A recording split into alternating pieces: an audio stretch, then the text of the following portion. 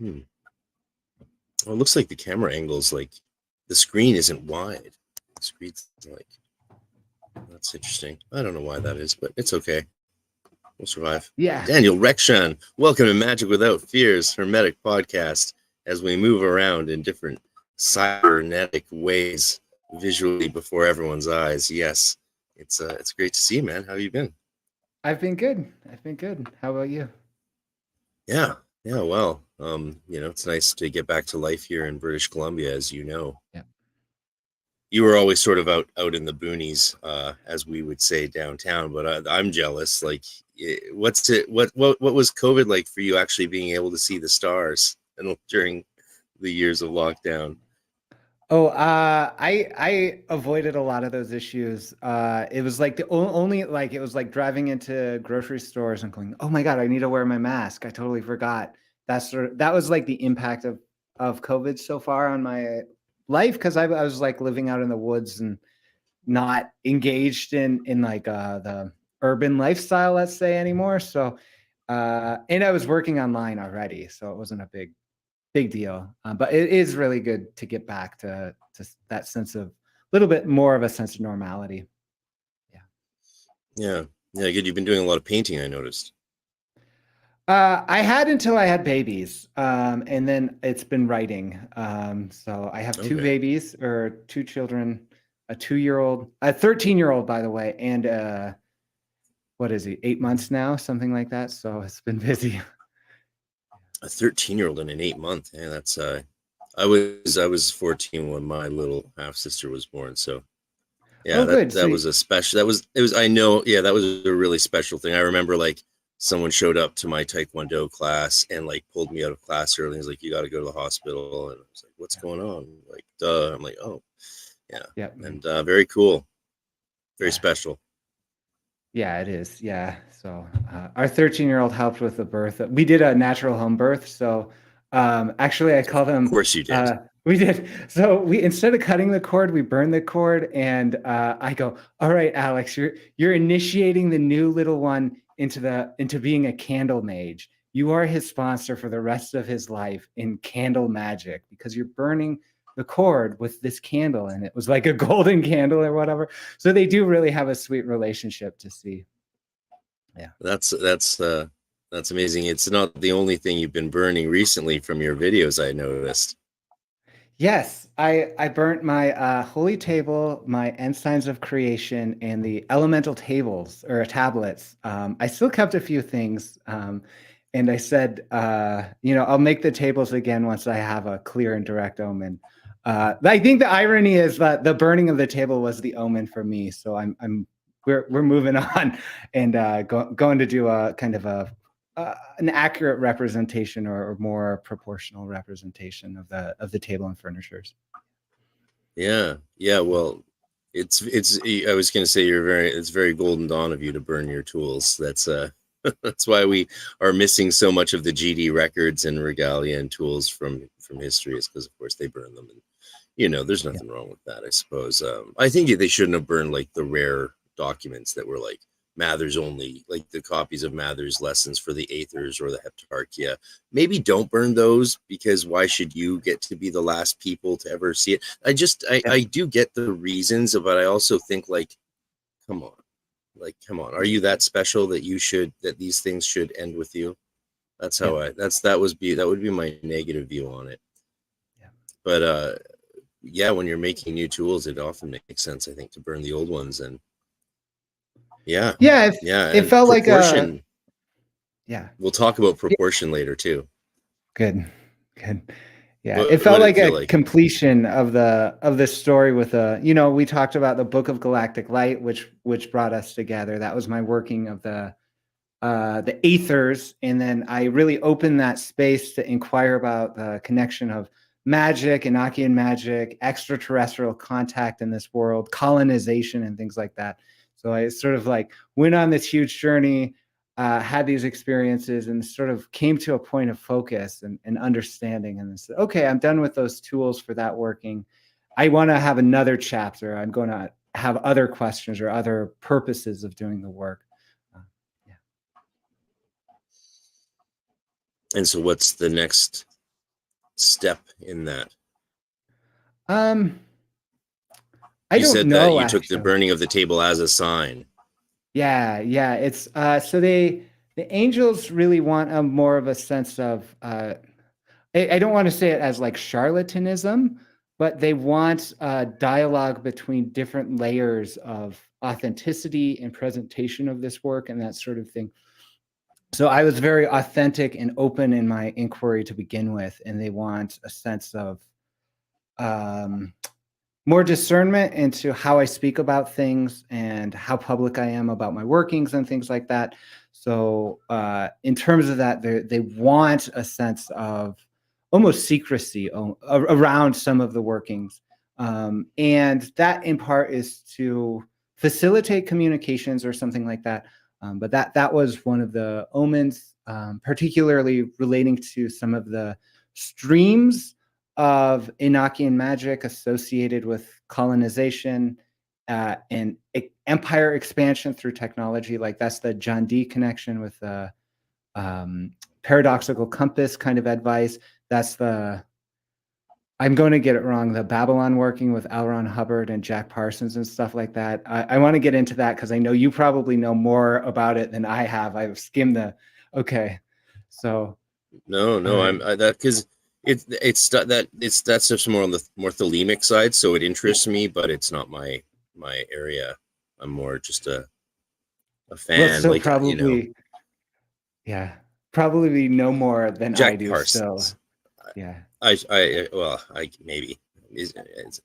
Maybe it's the Parsons is, I find very fascinating. Anytime you see occultists do remarkable things in the world, I think it's really worth taking note of. And I think because of the way in which esotericism has been relegated off the mainstream record of history by post-enlightenment academies, which is, as a Honegger, I've been reading Honegger's outline of how that happened and how it went down.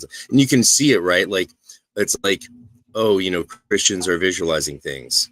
Oh, and then that becomes less popular, but people who do magic are still visualizing things. And now we're burning them at the stake. And it's like, oh, visualizing things is bad, right? Yeah. So what was once Christian pietism, like Angela Puca just did a great video on cataphatic Christian mysticism and its development over the 12th century, right? And when you look at that, it's like all the criticisms of like modern magic and visualization just sort of fall away as very ahistorical, right? But so many things got relegated off the mainstream of history and pushed it to the side, and so we need to and that leads to people thinking like they don't exist, right? You see all the time people say like, oh, if any of spirits are real or any of this was real, if there's consciousness was real, then people would have discoveries from doing these things. And it's like, oh, look on Wikipedia even, and you'll see lists of scientists who dreamed their discovery or something like that. So but of course dreams,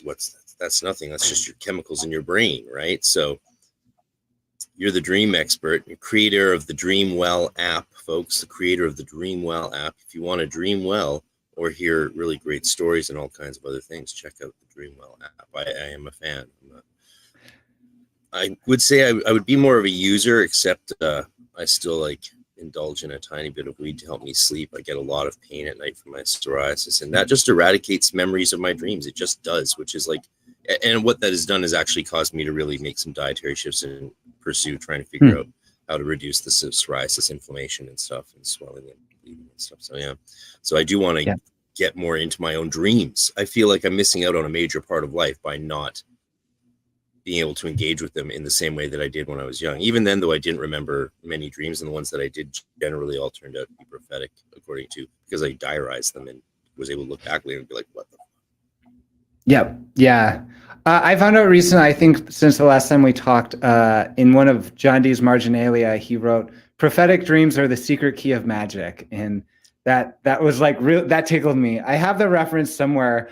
It's like, but I don't know exactly where that's coming in. So I can't give you exact citation right now. But yeah. Well, look at that. That's the, that. Oh yeah, you got the it. Magic. The magic. Whoa. Extreme close up. Extreme close up. Remember Wayne's World? Anyway. Yeah, I do.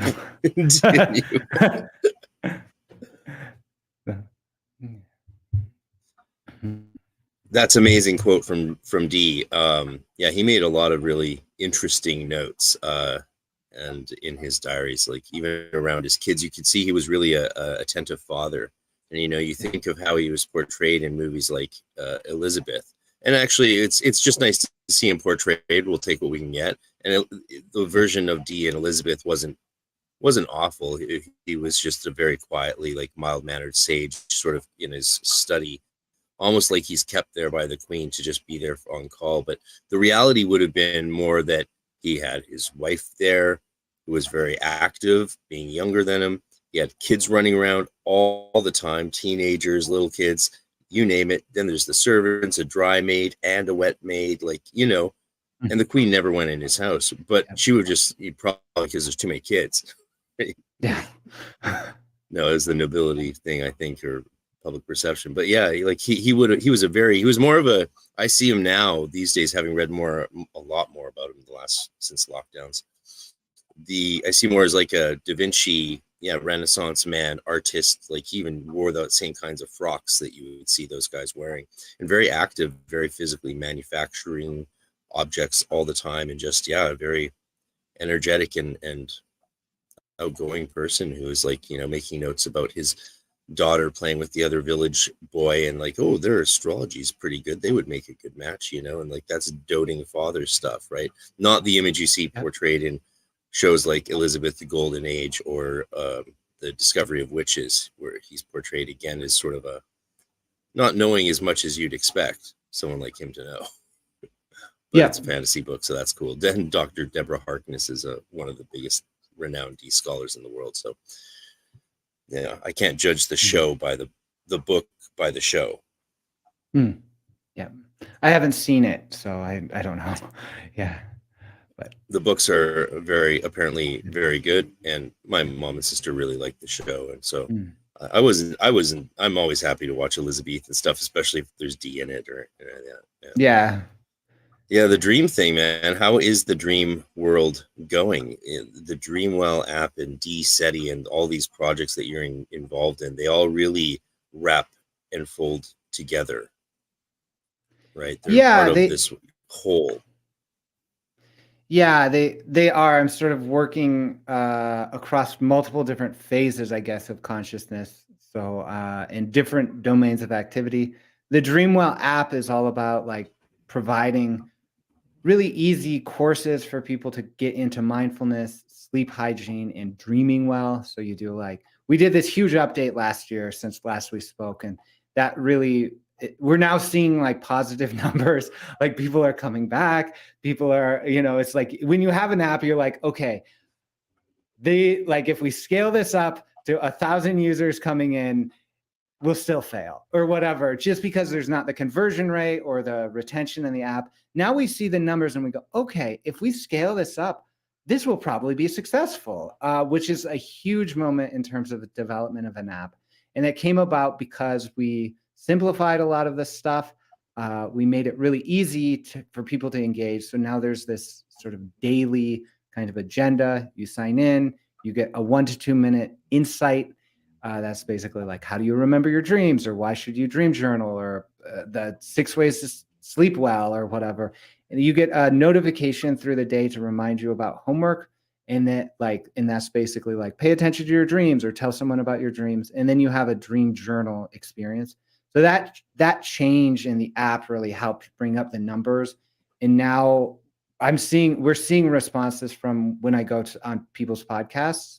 Their audience comes in, they give great reviews. People are saying it works. And the numbers are sort of looking much, much better than they have been for a while. We've been at this for 3 years. So this is a huge moment. Congrats. So, thanks. Yeah, it's you and your brother, right?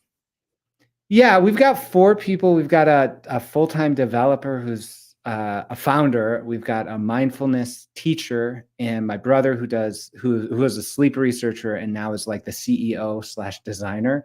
So Yeah, and I'm the chief dream officer, which means I just get to, I don't have any of the business responsibilities and I don't have any of the development responsibilities. I just get to really do a lot of dream research and to inform where we're going and what we're talking about and how we talk about it. So, the dreamer in chief. Yeah, the chief. Yeah, the dreamer in chief. Yeah. So we also launched a really cool thing, which was the dictionary, the data-driven dream dictionary. So we brought together academic databases of dream reports, social media databases of dream reports, and our own. And we have about 200,000 dreams from basically like since the 50s onwards. The academic databases bring that in, but a whole bunch of dreams in the last decade or so because of social media. And we've been analyzing that and producing these sort of graphs. And we don't do any dream interpretation. We do offer a few kind of like, if you had a dream about spiders, you might want to think about these things, but mostly we just literally just describe what's happening in those dreams and how they're different from other known sets of dreams. So yeah, that's been really interesting. I applied that to my first paper at the PhD school. And so I looked at sleep paralysis, false awakening, and entity visitation dreams in this database to compare them with alien abduction reports and to see how are they the same, how are they different, what's going on there. So it's pretty fascinating. Yeah. Yeah, I noticed that yeah, you even made that paper available through Amazon and Kindle, which is correct. Yeah. So yeah. I have 4 books out now. One of the books is just an aggregation of my academic papers, and that paper that I just put that one in, and so that's available. All my books are available on my website too for pay what you will donations. So you can go there and get a PDF for even $0. But if you want a Kindle and print version, you go to Amazon, and that's all on my website, D-SETI.org/books. And the papers in there, I go through that. Yeah. Yeah, there's a huge trend uptick in authors and musicians actually cutting out a lot of these middlemen, or still using them, but getting ready to cut them out, and go direct from their own sites. And it might be the only thing musicians can do to save themselves, perhaps in some way for more, for the mid-level ones, because that's actually most working musicians aren't superstars, right? Most of them are mid-level, and well, that's what we're seeing, of course, in the world is the death of the mid-level. At the same time, apparently everyone that we used to think was awesome or hot is now mid. So I don't know what to say. It's great that you have those resources so easily accessible to people that they can just go get them from your website. I've listed what they are, of course, and put the pictures and talked about them on the Enochian conference website. But I didn't know I should put some more information so people can go and download them or get the print versions. And I love the new copy of the new picture, the new cover for Book of Galactic Light. You've got some Enochian letters hidden in there, and it's just a different look. Was the information revised at all?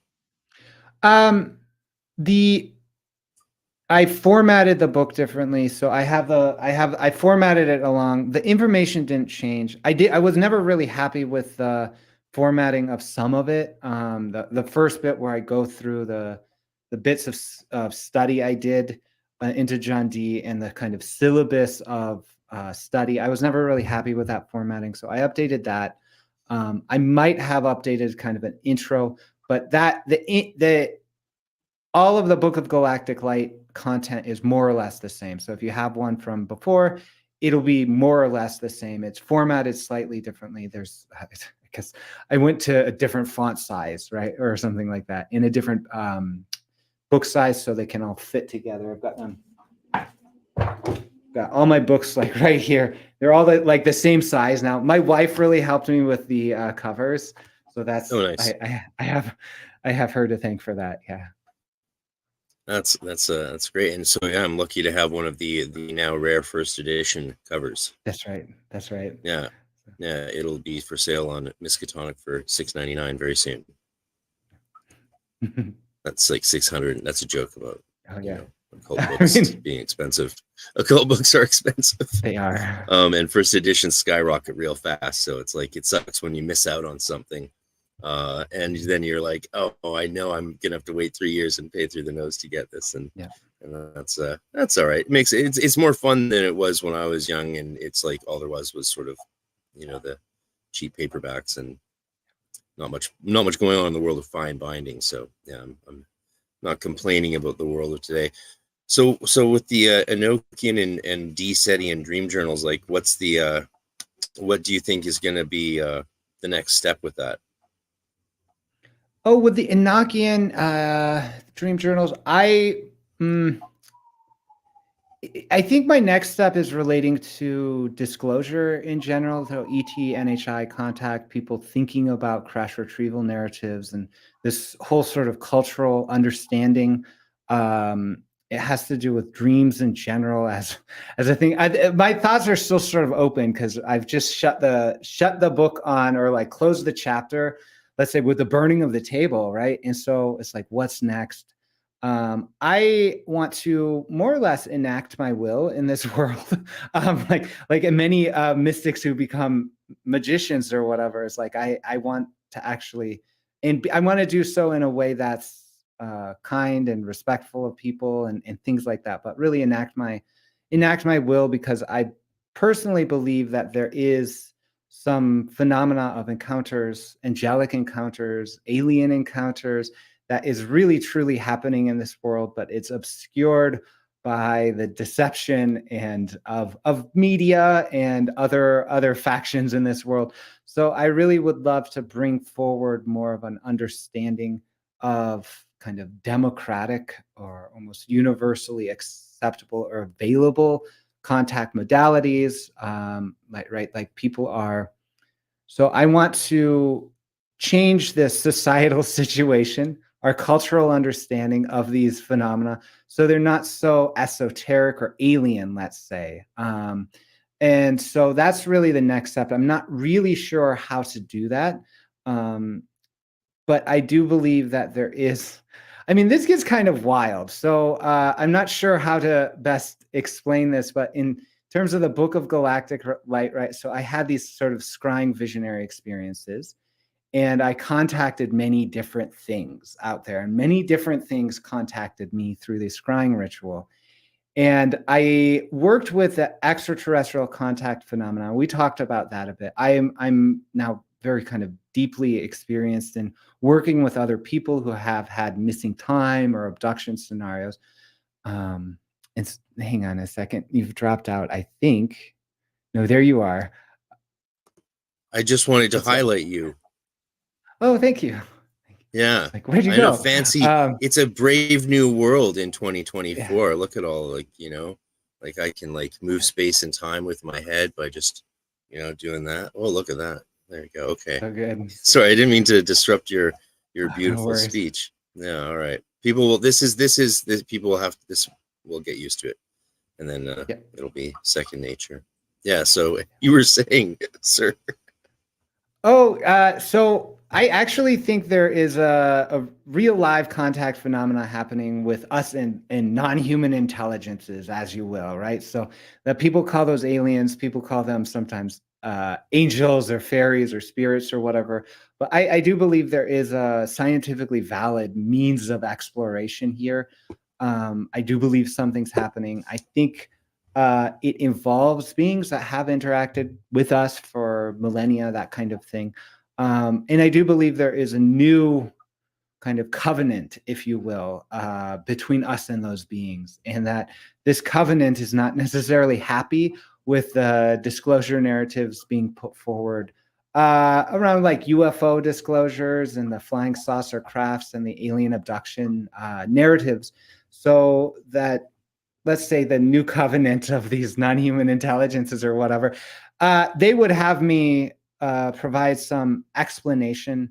They would have me provide some research into that field to open it up a little bit more, to engage that possibility of interaction in a much more solid, less deceptive way. I hope I'm making sense here. Makes sense to me. Yeah, someone asked a question in the chat. We can do this now. Someone said, "Do you feel there is a beneficial crossover between D-SETI and Monroe?" That's from Mendakis blog. Thanks, Mendakis blog. Cheers. I do think there's a beneficial connection between Monroe and D-SETI. I mean, they do really interesting work. I did the HEMI-Sync a long time ago. I've been there to the Institute, and then there was a UAP sighting that was really famous at the Monroe Institute in 2022. The experiencer Chris Bledsoe and his intelligence community, I suppose, handlers, established an event there where allegedly government scientists came and did research, and he was filmed. They filmed a UAP that was certified by the director of MUFON Canada. That's the Mutual UFO Network. It culminated in Chris Bledsoe's book UFO of God, which was introduced by Colonel John Alexander, who is the spy master from Men Who Stare at Goats, and Jim Semivan, who's the allegedly former CIA spy director that moved into the Stars Academy. These are all big names in terms of the UFO disclosure field. I'm not sure if you're familiar with them. I'm familiar with most of them. I think a lot of people are as well, due to all the shows that the CIA is surely funding to deluge us with so much information we can't tell up from down. Yes, so all these guys got together and they basically write this book, UFO of God. It's a ghost written book. They're not hiding it. They're not hiding their spy master things. So I feel very confident in talking about this, right? So basically, the book UFO of God culminates with this sense of Chris Bledsoe going. He was hanging out there with people who went there for a CE5, that's a human initiated contact experience. So basically they go out, they do prayers and meditations, they invoke the UFO intelligences, and the UFO intelligences are supposed to show up. My first client, Dan Berg, was invited to go there because he was a known experiencer. He has this really kind of strong footage on the internet that shows a missing time event. He's like known to be an experiencer or whatever. He was invited there. So I was paying attention to it. He basically is like, all right, that's not a UFO. That's a satellite. That's not a UFO. That's an airplane. That's not a UFO. That's God knows what, but it's certainly not a UFO. And so Chris Bledsoe was like, oh, dude, you're too skeptical for this. You have to pray to Jesus or God to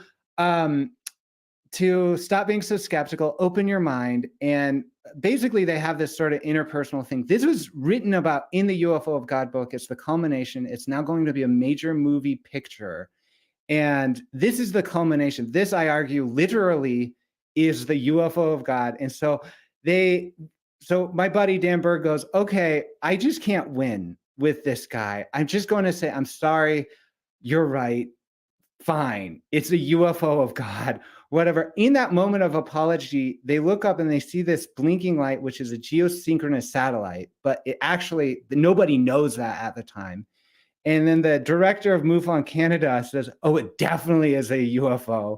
And he allegedly talks to NASA scientists and all these alleged government scientists around who allegedly have all these sensors and crap like that. They're just going to town and they're like, it's definitely a UFO. And it's been said to be a UFO for about 2 or 3 years. I've contacted all these guys and I'm like, this is not a UFO. Or I thought it was for a long, long time. Then I was like, this is not a UFO. I contacted a Canadian as well, a space satellite expert from the Royal Canadian Military College. And he's like, dude, no, that's Intelsat 29E. 3 years ago, it developed a fuel leak, blew off of course, and is now there. Meaning databases that track satellites. So basically, it's I figured it was satellite. It is a satellite. I proved this expert to write that document. Connection between D-SETI and the Monroe Institute and that UAP sighting, because that sense of discovery of deception, basically, came about through dream practices. I followed my dreams in interpretation of this footage, and it sort of revealed a sense of lies actually at the heart of all this intelligence community stuff. So I believe there is, I read everything like an omen. And so and seeing that connection there at the Monroe Institute, I believe was ominous for particular reasons. I'm not sure what or why and how. So that's a dream symbol to me that I'm not sure how to interpret quite yet. So that's a bit of a long answer, but I go, yeah, it's definitely potent, this sort of connection. I'm not sure where it'll lead to, but yeah. Yeah, you are able to get a bit out of my depth with some of this stuff for sure. So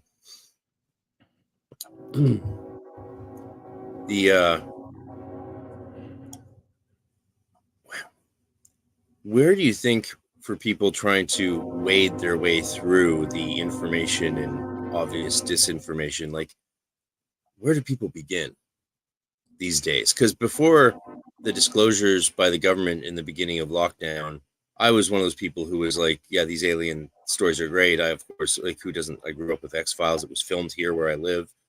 They would come into the Starbucks where I would work during, while they were filming. Like, I had a great love for this stuff. And who doesn't love aliens growing up? I don't. Roswell was another big show for my childhood. Like, even during grad school, after I finished a major paper, I would treat myself by binging Roswell for a day or something. Fun. I really liked it. But then it's lockdowns, and all of a sudden the government's like, yeah, so here's some UFOs we got. It's like, wait.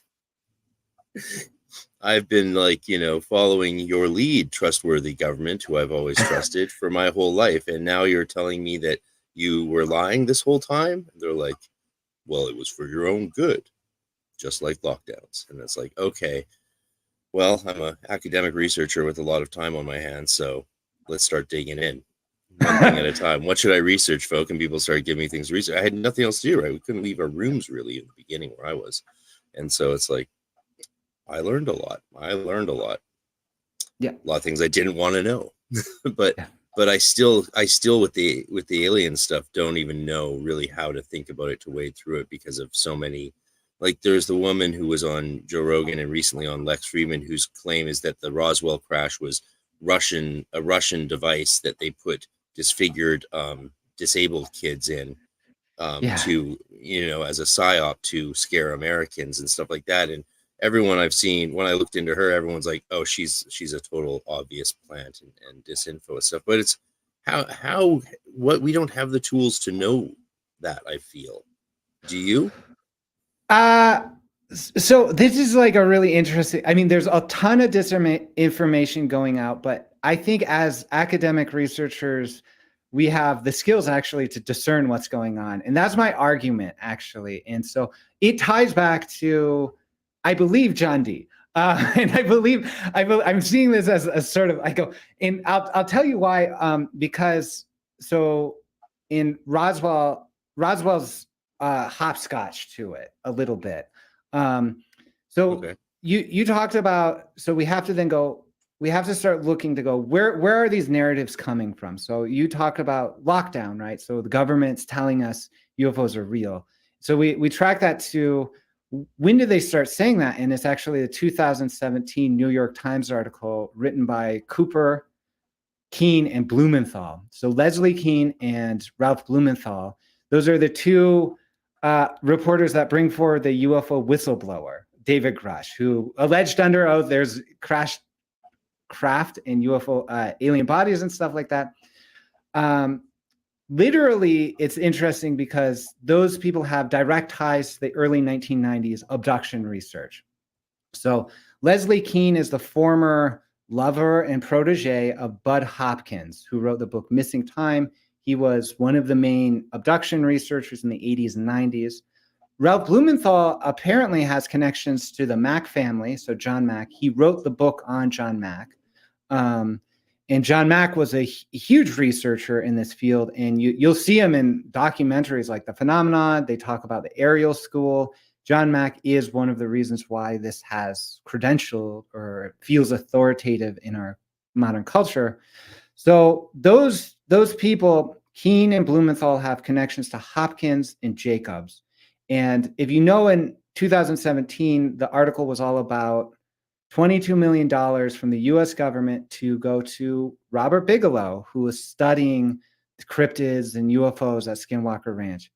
In the 90s, Robert Bigelow funded Hopkins, Mack, and Jacobs. And so he gave about $500,000 to do studies on alien abduction and stuff with the Prince of Liechtenstein. So the Prince of Liechtenstein, the wealthiest monarch in Europe, who, this is how it ties back to John Dee. And I'm curious if you know about any more of the connections, because Liechtenstein actually is now heralded, or like one of his, like, you know how nobility has these things. He's seen as sort of like the last heir of the Holy Roman Empire, who, as we know, Emperor Maximilian and things like that, that's who John Dee dedicated his book to, which is why when I was writing the book, Galahad the Great's Field Guide to Anomalous Geometry, which is another tie, I say, between contemporary UAP studies, aka my own writing, and John Dee stuff, is because there's a character that came up, Galahad the Great. I did a channeling session with him all about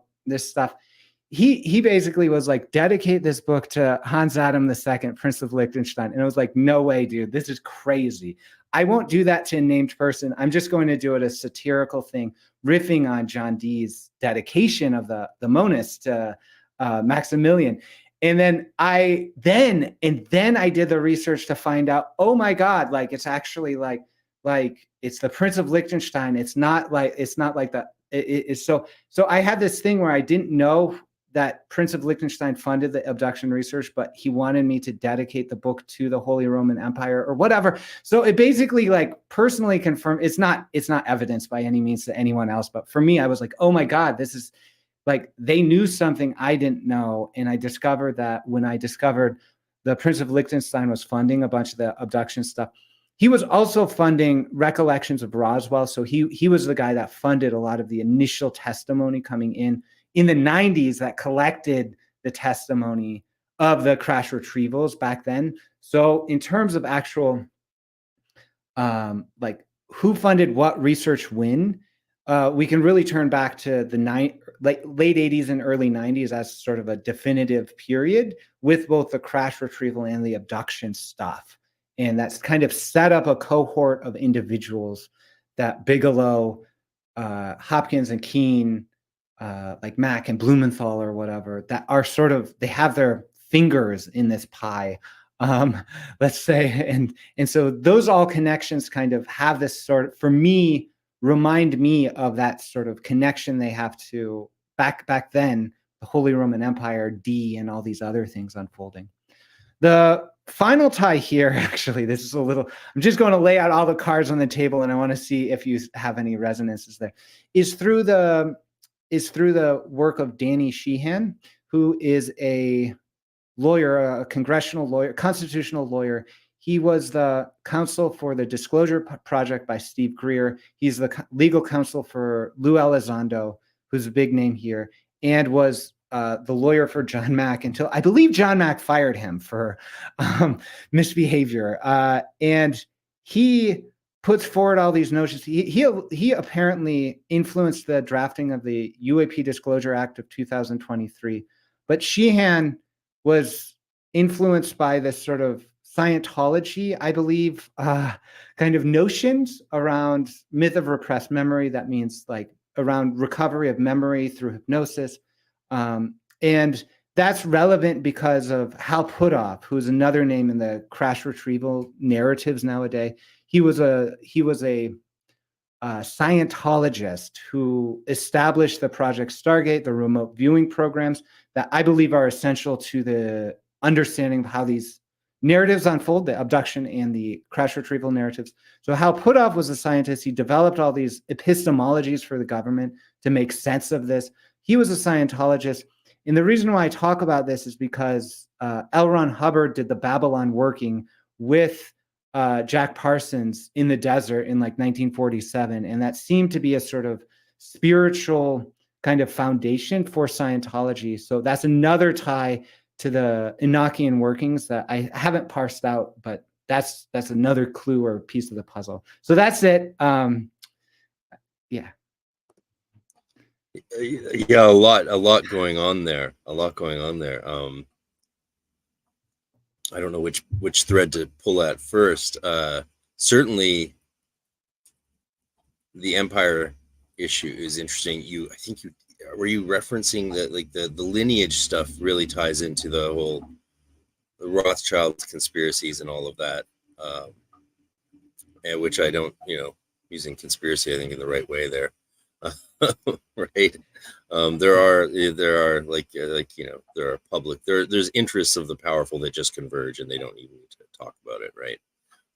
So it's a de facto conspiracy amongst self-interested groups, I think, a lot of the time. But there's definitely those strange things, man. It's just, it's not my field, so I can't really go back and forth with you much. But I want to learn more, and I think that's just as interesting, perhaps. So where to go? Oh, I should say Cliff. It looks like Cliff from Enochian.today has joined us in the viewing and in the chat, and he says, "Wild Sync. I've been exposed to the Monroe Institute and seeking out more phenomena material since getting a good handle on Enochian." And I actually even went over the Monroe Gateway bit on astral travel with my class one week, primarily from the perspective of showing them how much of the stuff in that document, the one I'm talking about, I'm sure, fueled the 90s and 80s New Age material and magical material on astral. Like so many of those terms I saw in Wiccan books as early as 12, 13, 14 years old. And so many of the terms there, like the here now term used by Gavin and Yvonne Frost in their book Astral Travel, that's directly taken from the language of the I don't know if it's Gateway or Monroe document. I don't know what you call it. It's the astral travel document that they put out. I mean, it's so fascinating how these sort of mythologies or worlds or sets of practice, right, move from these sort of intelligence communities to these greater communities and intelligence community and out and that sort of thing, how that sort of moves and expands. I'm not sure how to track that either. And I like the metaphor, of the many threads to pull upon, and that's where you start. Is whatever's the hanging thread in front of you, I say is the place to start pulling. Yeah. You said one thread I'd like to pull on is you mentioned being people, differentiating between actual UAPs and satellites and ships or airplanes and stuff. Is that very hard to do? Is it obvious when they are UAPs? Because a friend of mine named Dan as well has a UAP channel that's really, really interesting. People should check it out. I can link it below. And the stuff he's getting in his backyard, because he lives out in nature down in the States, the land, your homeland. Though you look fully Canadian now. We've got you. Once you put on that shirt, game over. That's right. Yeah, all we need to get you is an axe. I'm sure you have an axe. I do, and a chainsaw now, actually. So it's so Canadian. Get you some Timmy Ho-Hos, and you're off to the races. So, and the activity in his backyard that he can even signal to them, and you see it reflected. And it's just incredible to me to see these things. Why are there so many bright balls of light shooting around the sky? I don't see those in my backyard. I've never seen anything like that, to my knowledge. I've never seen any of these things, but they're so frequent now. It's like, well, maybe that's why they want us all in the cities. I don't know. It's just it's tough. Cliff has thrown us a bone. He says, really, I think there's something to be said about the hypercomplexity and multidimensionality Dee's mind and life allowing to an even more complex angelic system. Very well said, Cliff. If I had thought about things in advance, I could have maybe sent you a link and had you on. We could always invite him on at the very end of this to come in and join us. I suppose we could always do that. It's this technology gives us new tools that we should exploit. Yeah. All right, Cliff, I'm going to send you a link. You can join us at the end if you're free. Yeah, I'll do that. So when it comes to the balls of light in the sky and so if I'm in my backyard, like my friend is signaling and they're moving slowly, and then all of a sudden they grow really bright or they move really fast and then in different directions, that seems legit to me, as legit as anything can be. I don't know. What do you think? Yeah, I mean, So I would say the best tool of discernment is your own intuition. So if these are alleged like craft that can see you or whatever, you probably have a sense of it. That's my personal understanding. I don't necessarily believe in flying saucer craft like the nuts and bolts people, right? So I believe actually a lot of these things resolve into anomalies or accidents, like the Monroe Institute UAP resolved into a geosynchronous satellite. The sort of large flashes oftentimes will be sort of like iridium flares, right? There's so many complex things that happen in the world that we don't have the capacity. I mean, unless there's a real strict scientific study being done on that sort of material, we can't actually know one way or the other from a kind of citizen point of view, right? There's secret satellites, there's all sorts of stuff going on. I mean, if they're sort of like taking right angle turns and going this way and that way and behaving in those ways, obviously that's something anomalous. Obviously, it's something extraordinary. What that actually is a big question in my mind, and so that's why I say there's always this sort of complex of interactions that researchers talk about with UFOs, like the ones that people really care about, not the ones that resolve into Chinese balloons or whatever. They have they're highly strange is the term people use, and so they have a complex of symptoms. Like you might see spirits or hear telepathy or like have this time dilation thing happen. So it's just, in addition to seeing something, oftentimes there is something that's really discernible for people, or those are the ones I really start to focus in on. Like there's because regardless of whether or not these sort of external events resolve into natural accidents or anomalies, we can have personal experiences where we're like, oh my God, I talked to an entity, told me all sorts of crazy stuff. And so that's really the kind of test I have for that. Yeah, interesting. So the physicality versus extra dimensionality of UAPs and aliens is one of my favorite topics, of course, because it's always far out on those crazy alien shows where they're talking about the historical nature of these things, right? And their physicality, and like the Assyrians knew about them. Look, their star charts are 100% accurate, and it's just some like dots on the wall without any real measuring. It's rough distances. People get out their rulers, and it's like, okay. So, but then of course in the documentaries they instantly like and switch into the extra dimensional element, and you're like, wait, what happened to them being these physical things? Like, they want them to be both ways. But yeah, maybe it sounds like you're saying you think that might be closer to their nature, is something that can manifest physically but also can become extra dimensional. I mean, I suppose talking about aliens and something we've so far out from our understanding and abilities and knowledge, why not? Part of my brain says, but the other part of me is like, that doesn't make sense, unless it's like, because it goes so far into the realm of fantasy, like they're coming through portals from another dimension where their energy and they're manifesting into these gold ships now. And I don't know.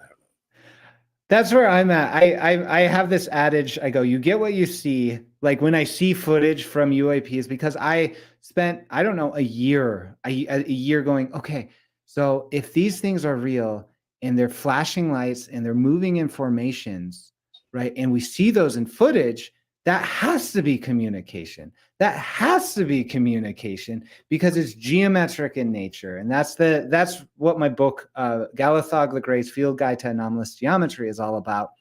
I go, okay, it's like this Monroe Institute UFO is blinking light. I go, okay, we measure the blinks.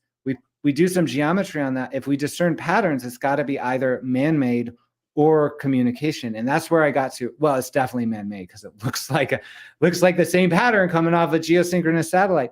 So I had that kind of hypothesis, and then it got me because I've gone through the footage that people put out as UFOs, and It's basically a bunch of like so-called experts going like some military person said this and some military person said that, and it's a thing out there that's very, very real. Believe us.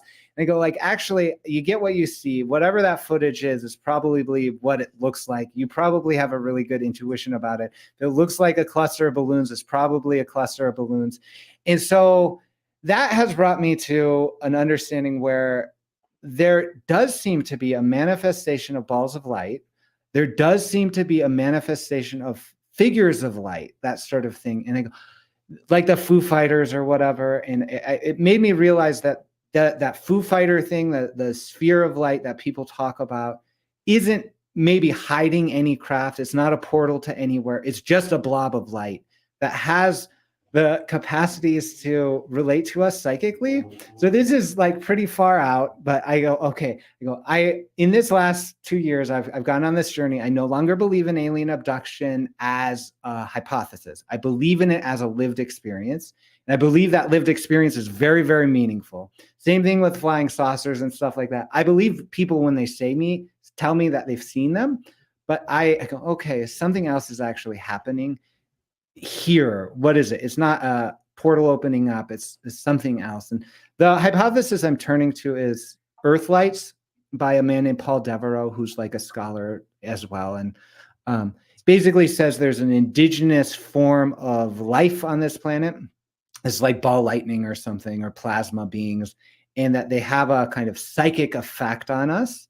And that psychic effect sometimes manifests as perceiving these figures or having these encounters and things like that. So that's why I say the Enochian's really meaningful, is because in my, at least, Enochian working, I encountered the kingdom of the sylphs. They showed up very strongly for me. They like let me know a bunch of things about how they work out in the sylph kingdom.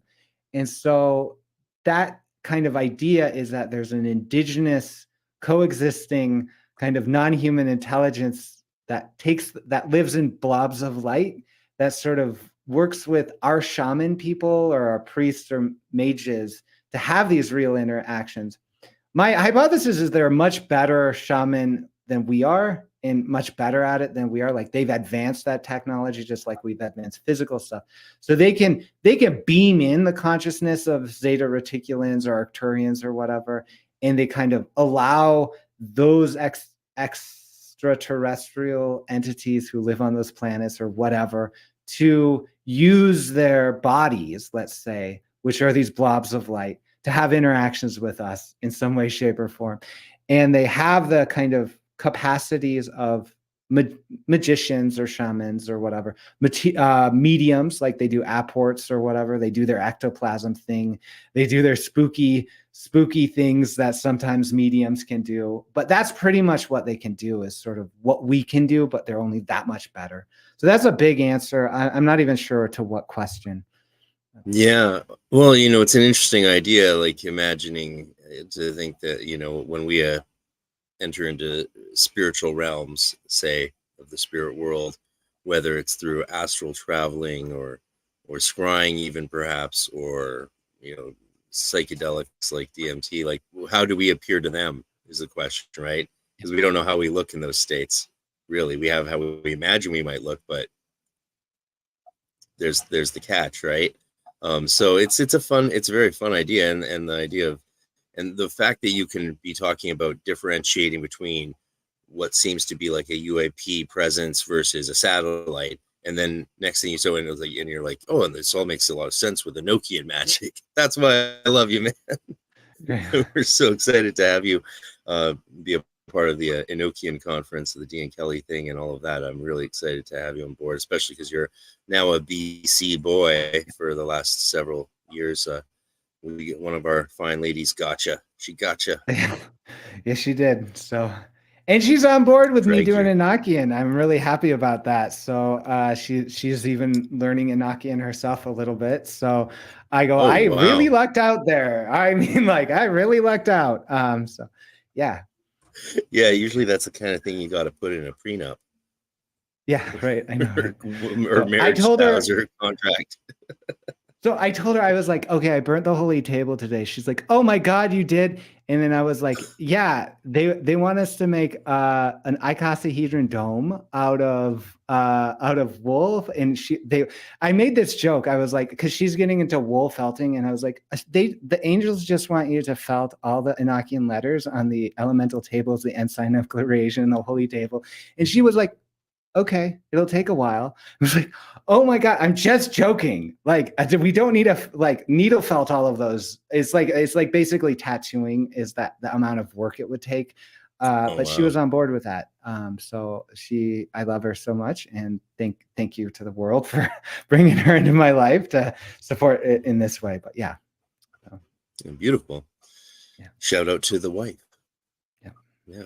That's great that I mean, that's to be able to find any magical partners in life is rare and special, and to get to have one be your wife is Enochian.today says that's a keeper. Yeah, that's great right. to have you with us, Cliff. Yeah. It was very, very I wanted to be able to I wanted to bring everyone here and get everyone involved in this conference, but I realized I got to start for the first year like with locals and a couple others like Dr. Burns. Like we just talked about it after the podcast. I was like, I want to do this. I've been wanting to do this. I started doing this in 2019 and then COVID, right? So it's like, you're throwing your weight behind it. Let's just kick it off this year, and we are. And so that's really exciting. But I look forward to having like Cliff. I want Cliff to come like with Justin Sledge and Aaron Leach. Like I think those three would be a really fun combo to have around together at the same event. You could probably just like put them in a corner and put mics near them and just let them go and have max entertainment of Enochiana. Yeah. So building a new table, that's something a lot of people do after they make the initial ones. I'm constantly thinking a lot about the geometry involved in them, and sometimes when I make travel tools, I have to change the geometry, right? The difference between 2 feet and 3 feet is significant in more ways than just a third foot, right? It's incredibly significant, and never more so did I understand that since doing Dr. Burns's 50 video course on YouTube on the Monas Hieroglyphica.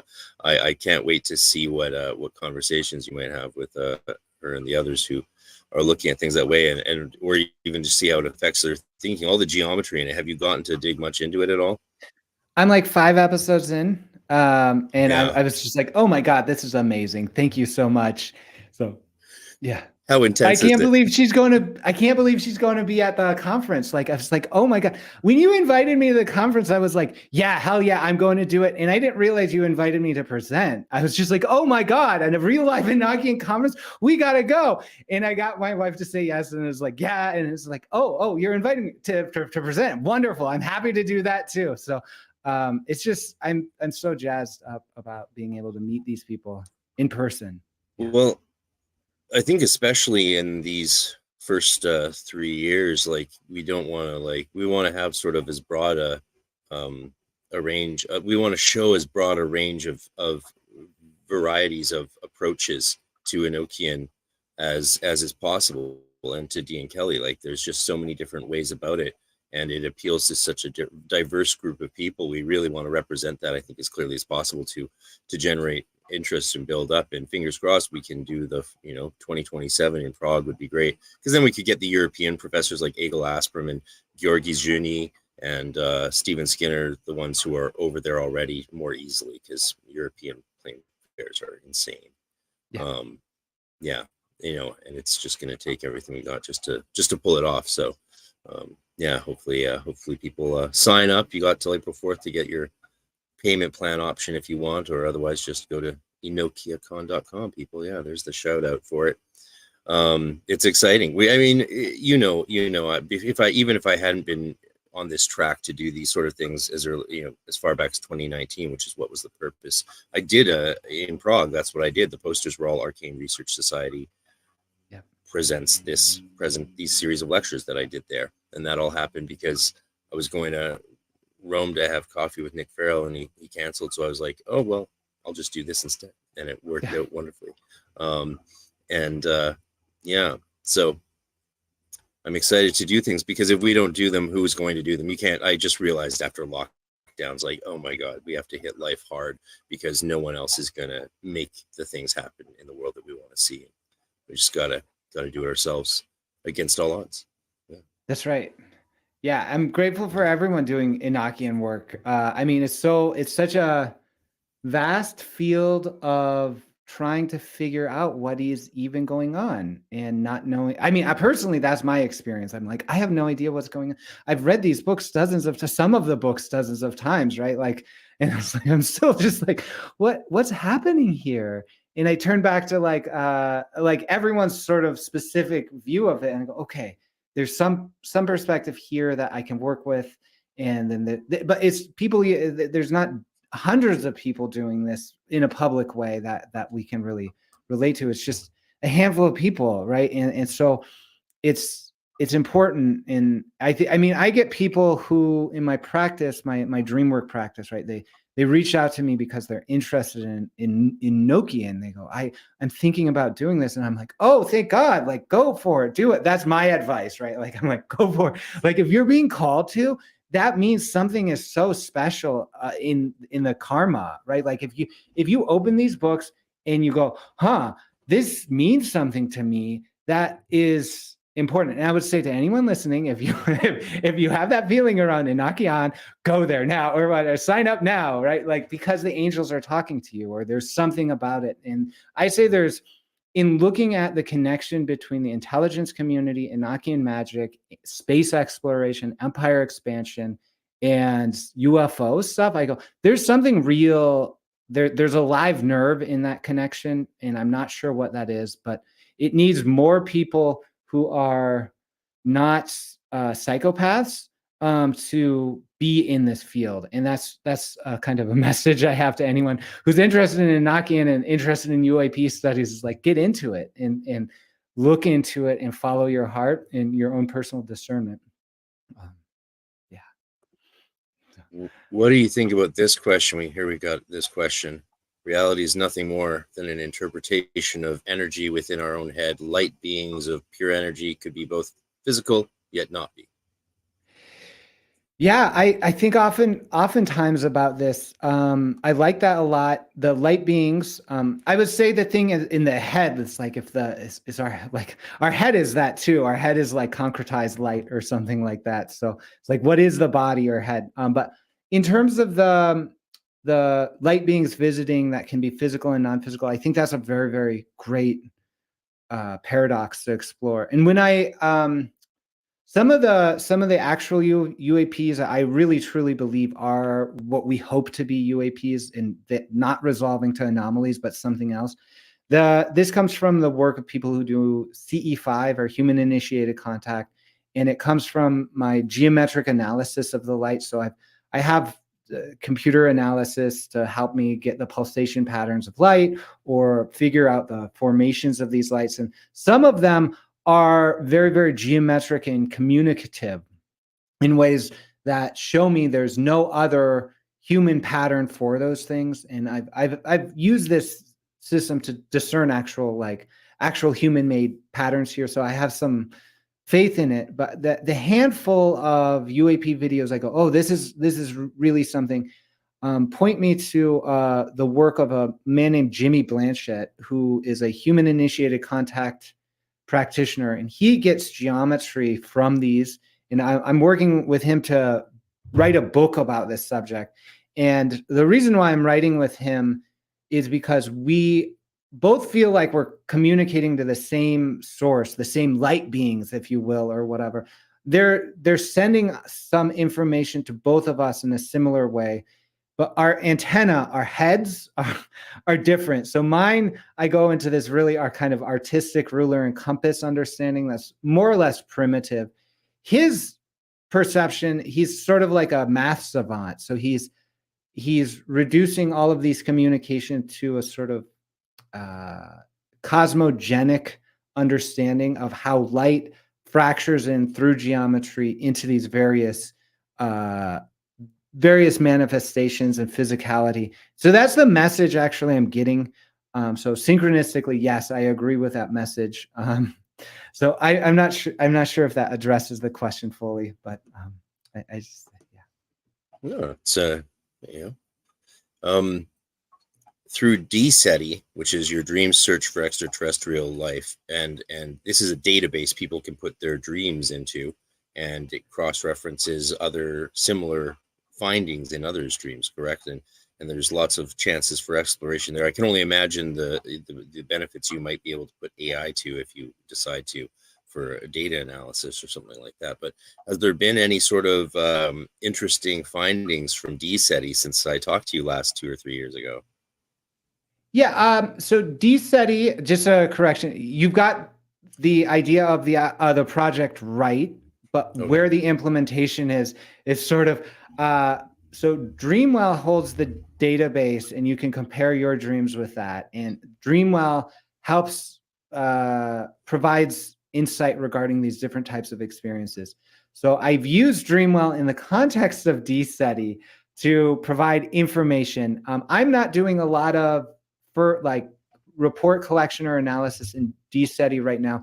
I'm primarily doing literature review and case studies. So literature review, case studies.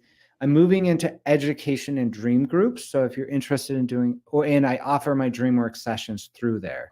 So D-SETI is all about education around ET contact and dreams, and education around dream work as well as DreamWork sessions.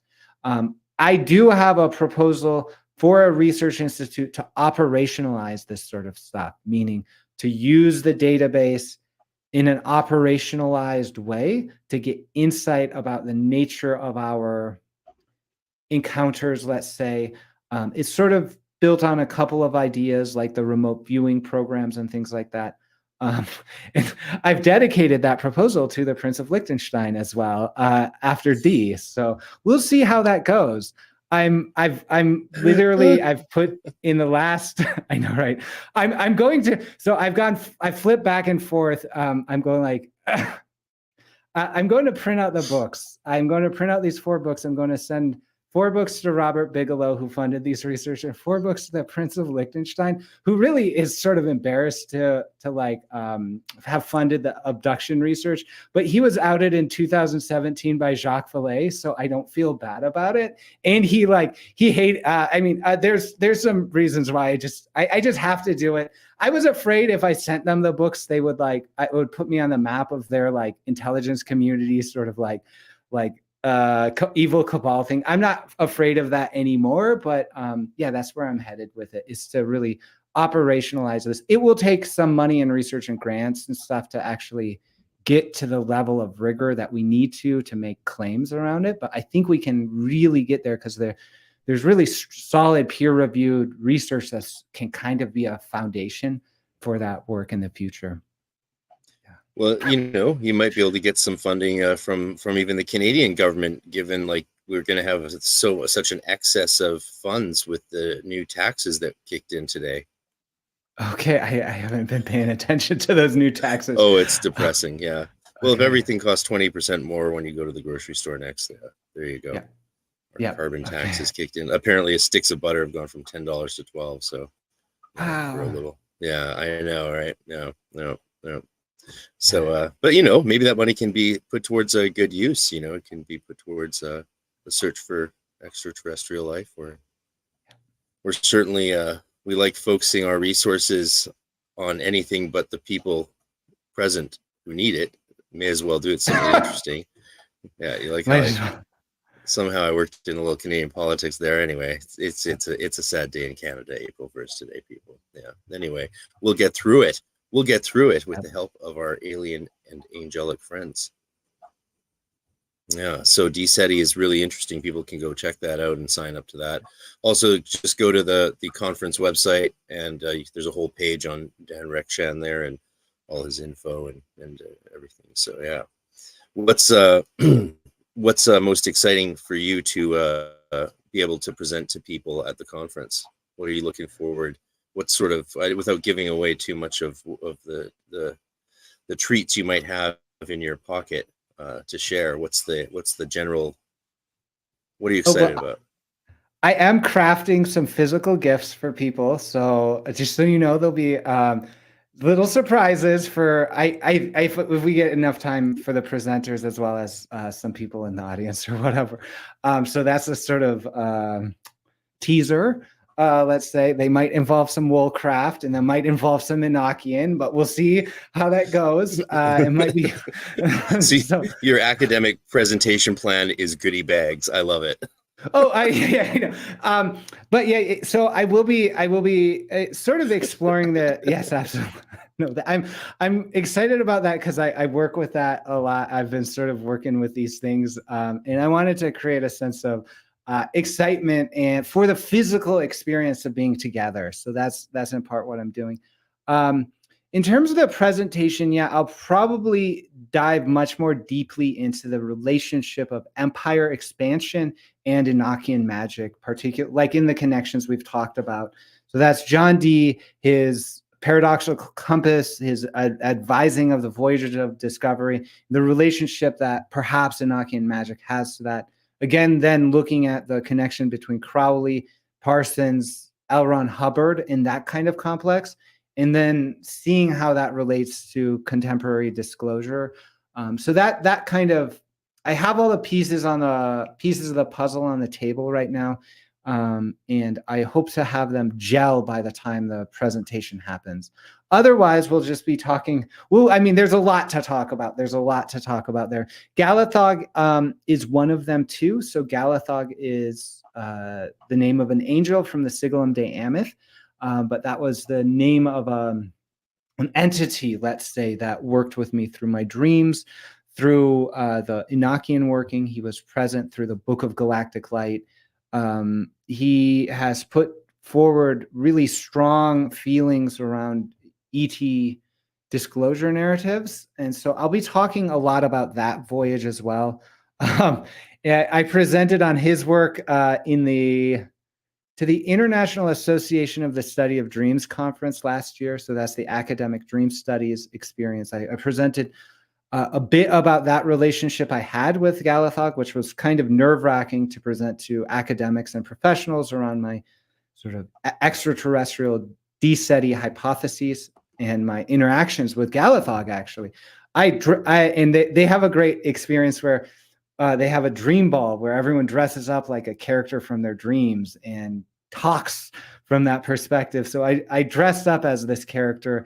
I gave a message, and I personally used that. I understood that to be a sort of magical ritual. I said, "Oh my God, I can embed this sort of dream character into all of these dream people just by way of the memory, like they're." Because we're aware of thought forms and egregores and sort of other things like that. So I thought, what would happen if I did that intentionally? And I corresponded that with a CE5 invitation for contact with collaboration with Jimmy Blanchett I talked about. So he was sending this, like, it was like a 250,000 watts or kilowatts or some insane amount of power. He takes that, puts it into a radio message, sends that directly to the moon, and it resonates the moon with this radio message. That's how he gets sort of these responses from ETs or UFOs or whatever. So I had him do that at the same time I was like dressed up as this character in this last conference. I didn't get any response from UFOs in that broadcast, but there was a lot of weird stuff that happened. So I'm hoping something similar will happen. This is the only conference I'm going to this summer. So I am anticipating to sort of do something magical like that as well. So I hope that inspires people to check this out. Yeah, that's honestly really, yeah, the description of what you're going to talk about is great. I can't believe you're going to be able to fit all those different characters and pieces into one presentation, but I know you can. That's very exciting for me. I'm very excited for that. That's cool. Yeah.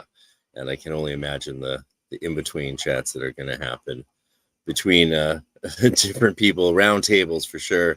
And for those who attend online, because this is also a fully cyber conference, we definitely need the support of online attendees to make the physical event happen. That is the way this is set up. It's like we can do it physically if the world wants us to, essentially, right? Because we can't foist ourselves on anything. At the same time, I didn't like the idea of doing some sort of Kickstarter thing where it's like, okay, so you could do 100 hours of prep, 100 hours of promotion, and then for no reason. Yeah. It didn't make any sense, right? Plus, we're all professionals. If we want to do an event, we can just bloody well do one. And if people want it to be able to happen in a grand physical heritage building, then they can support it, and it will be off to the races. And so far, all the magical work behind this has shown that it's going to turn out just fine, especially long term. So, yeah, I think we're doing good. I'm working hard. But a very exciting presentation, man. I can't wait. This is really great. Yeah. Well, should we send a little link to invite Cliff in for the end? Oh yeah, let's bring him in. All right, I'll have to email him, so we'll keep talking in the meantime. It'll take a minute to set that up. But so let's get you on another rant about something awesome. I mean, there's so many awesome things. What's one of the most exciting things you'd like to just talk about? I think in terms of the thing I get most excited about now is the closeness we have to magic in our lives, and the closeness we have to dreams, and this sense of like working with the disclosure narratives and things like that. There feels like there's perhaps distance or complexification around these notions. It might feel alien or other or something like that, but really I come back to the notion that we are much more powerful magicians or dreamers than we expect. And so that this sort of realization that maybe John Dee and Edward Kelly didn't feel really different than who we are, or something like that. Maybe like in the future, right? They'll look back at Enochian Khan and go, "Oh my God, like something amazing happened there," or something like that. So I have that sense, actually. The more and more I dive into the research I'm doing, is the more aware I am that the human ego or whatever isn't as powerful as it thinks, or something like that, in that we inherently or naturally or subconsciously are much more powerful, and that we have these deeper relationships to these beings that work with us. So I talk about that because I get nervous about the state of the world a lot. And I think about that. And the proximity of the angels or the beings that show up in the Enochian workings for me really shows me that I'm the only person that's a barrier to a greater magical expression in my life. And I think that's the case with the entire society. So I am excited now because we are in this new sort of world. The internet's still really young. And so I feel that as we engage these sorts of things publicly, like I can't believe like we'll have 3 people who practice Enochian magic on a call, just kind of serendipitously today. Like, how beautiful is that? Right? Like, and so what will happen in 50 years, right? When we realize how kind of powerful we are, or like that there's some deeper kind of interaction we have with these sort of supernatural beings. And so I kind of get excited that all this disclosure stuff is happening. I get excited that there's some debate in the world about that, and people get behind it and have feelings about it. And I get really excited by the hope that believers will be disappointed by the disclosure, but the non-believers will be opened up by the disclosure activities now, and that'll bring us into a greater sense of awareness that we can just reach out or work with the beings who have been with us, and express through the magical workings. That's really sort of like, maybe we'll get as a point in society to go like, oh, I guess we have been doing magic all along. I guess we have been talking to these things. I guess it's not like talking to them on the telephone, except when it is, right? Like, and so perhaps we'll see ourselves as sort of postmodern, but kind of connected to this longstanding tradition of what has been esoteric. Amen. Amen. Yeah, reinscribing. What do they call it? Reenchanting. The reenchantment. That's what academics like to call it. Which is kind of an effacing way of putting it, if you actually get technical. Hmm. You know what I mean? Like the reenchantment. It's almost like it's saying, like, you know, the reimagining of reality, right? As if it's something that is not delving deeper, but just a band-aid we're putting on our inability to cope with reality, right?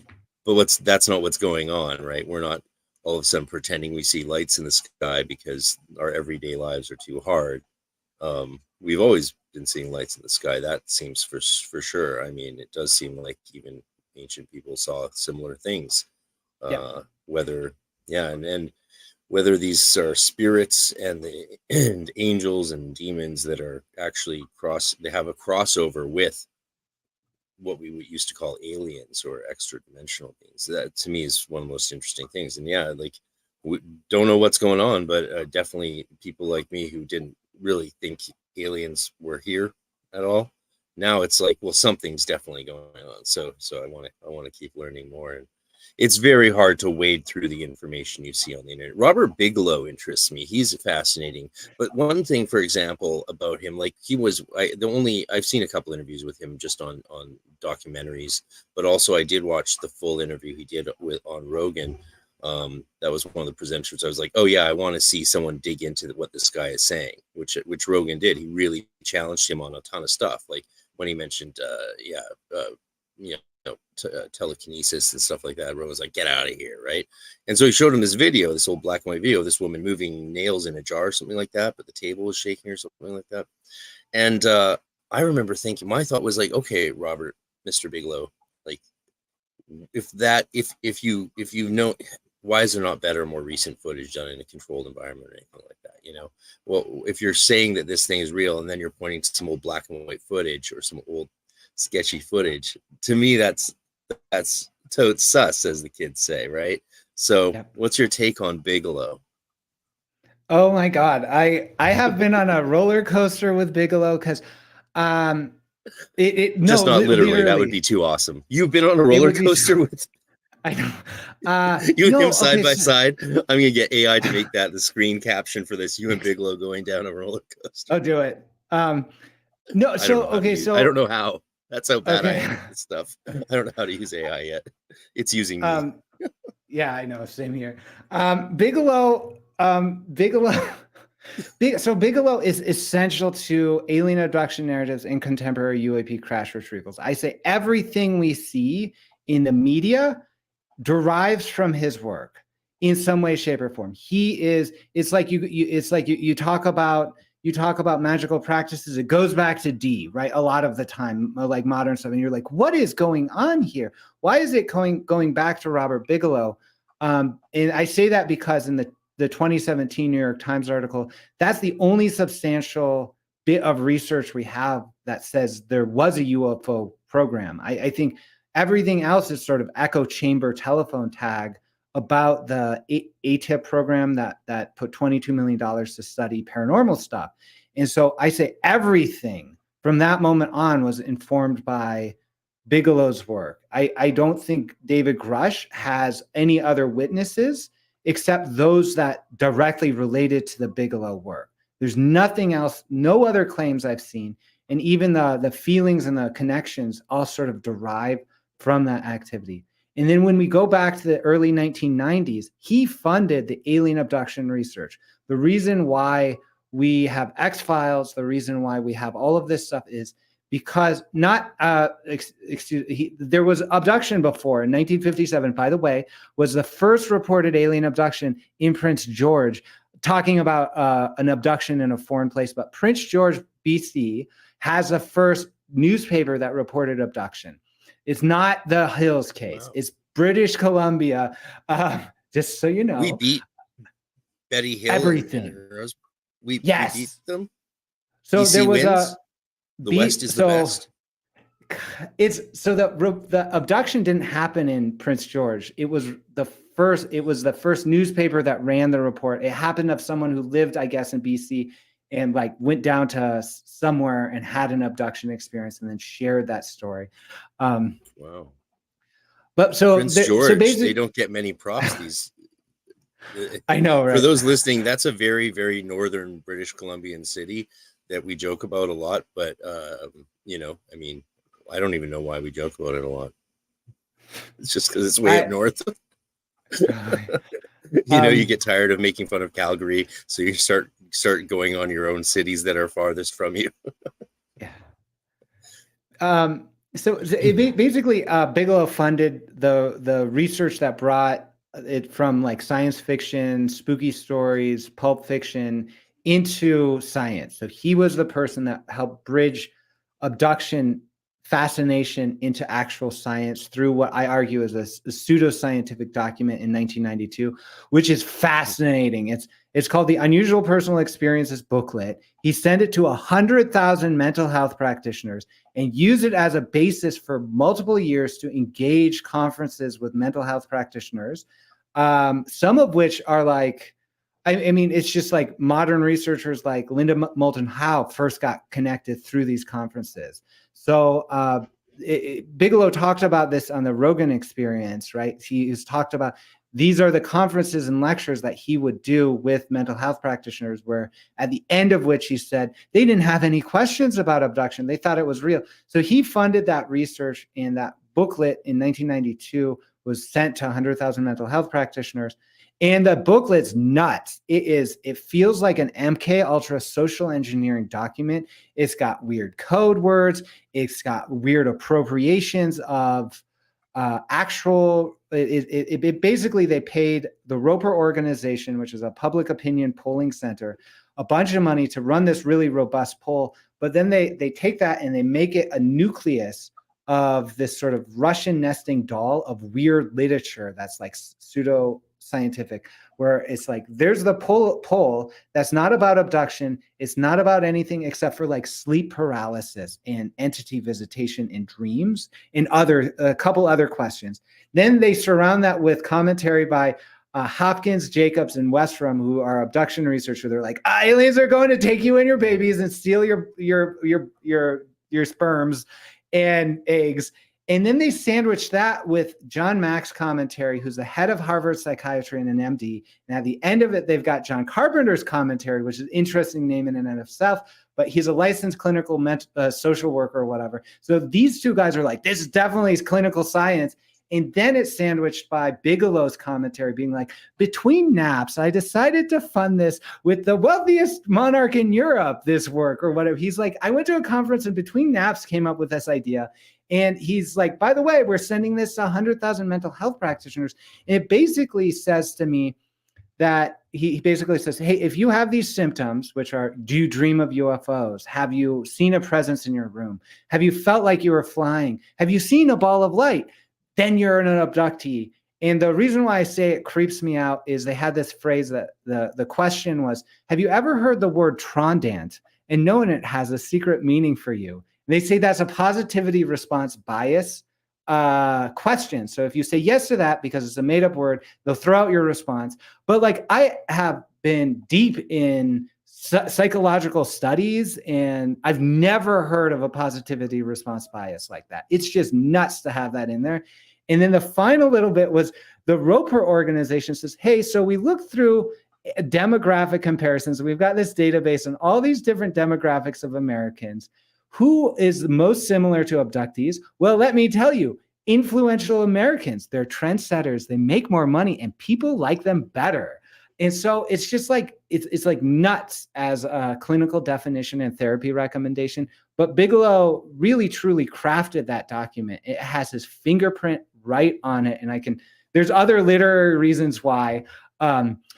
I can share with you if you're interested. It's a little gossipsy or whatever, but like it feels like it's his work that put out this document, and it feels like a social engineering document to me. And so I've had this whole roller coaster being like, oh my God, this is MK Ultra acting out or whatever. He knew what he was doing. He's like architecting a generation of dreamers to be afraid of alien abduction or whatever.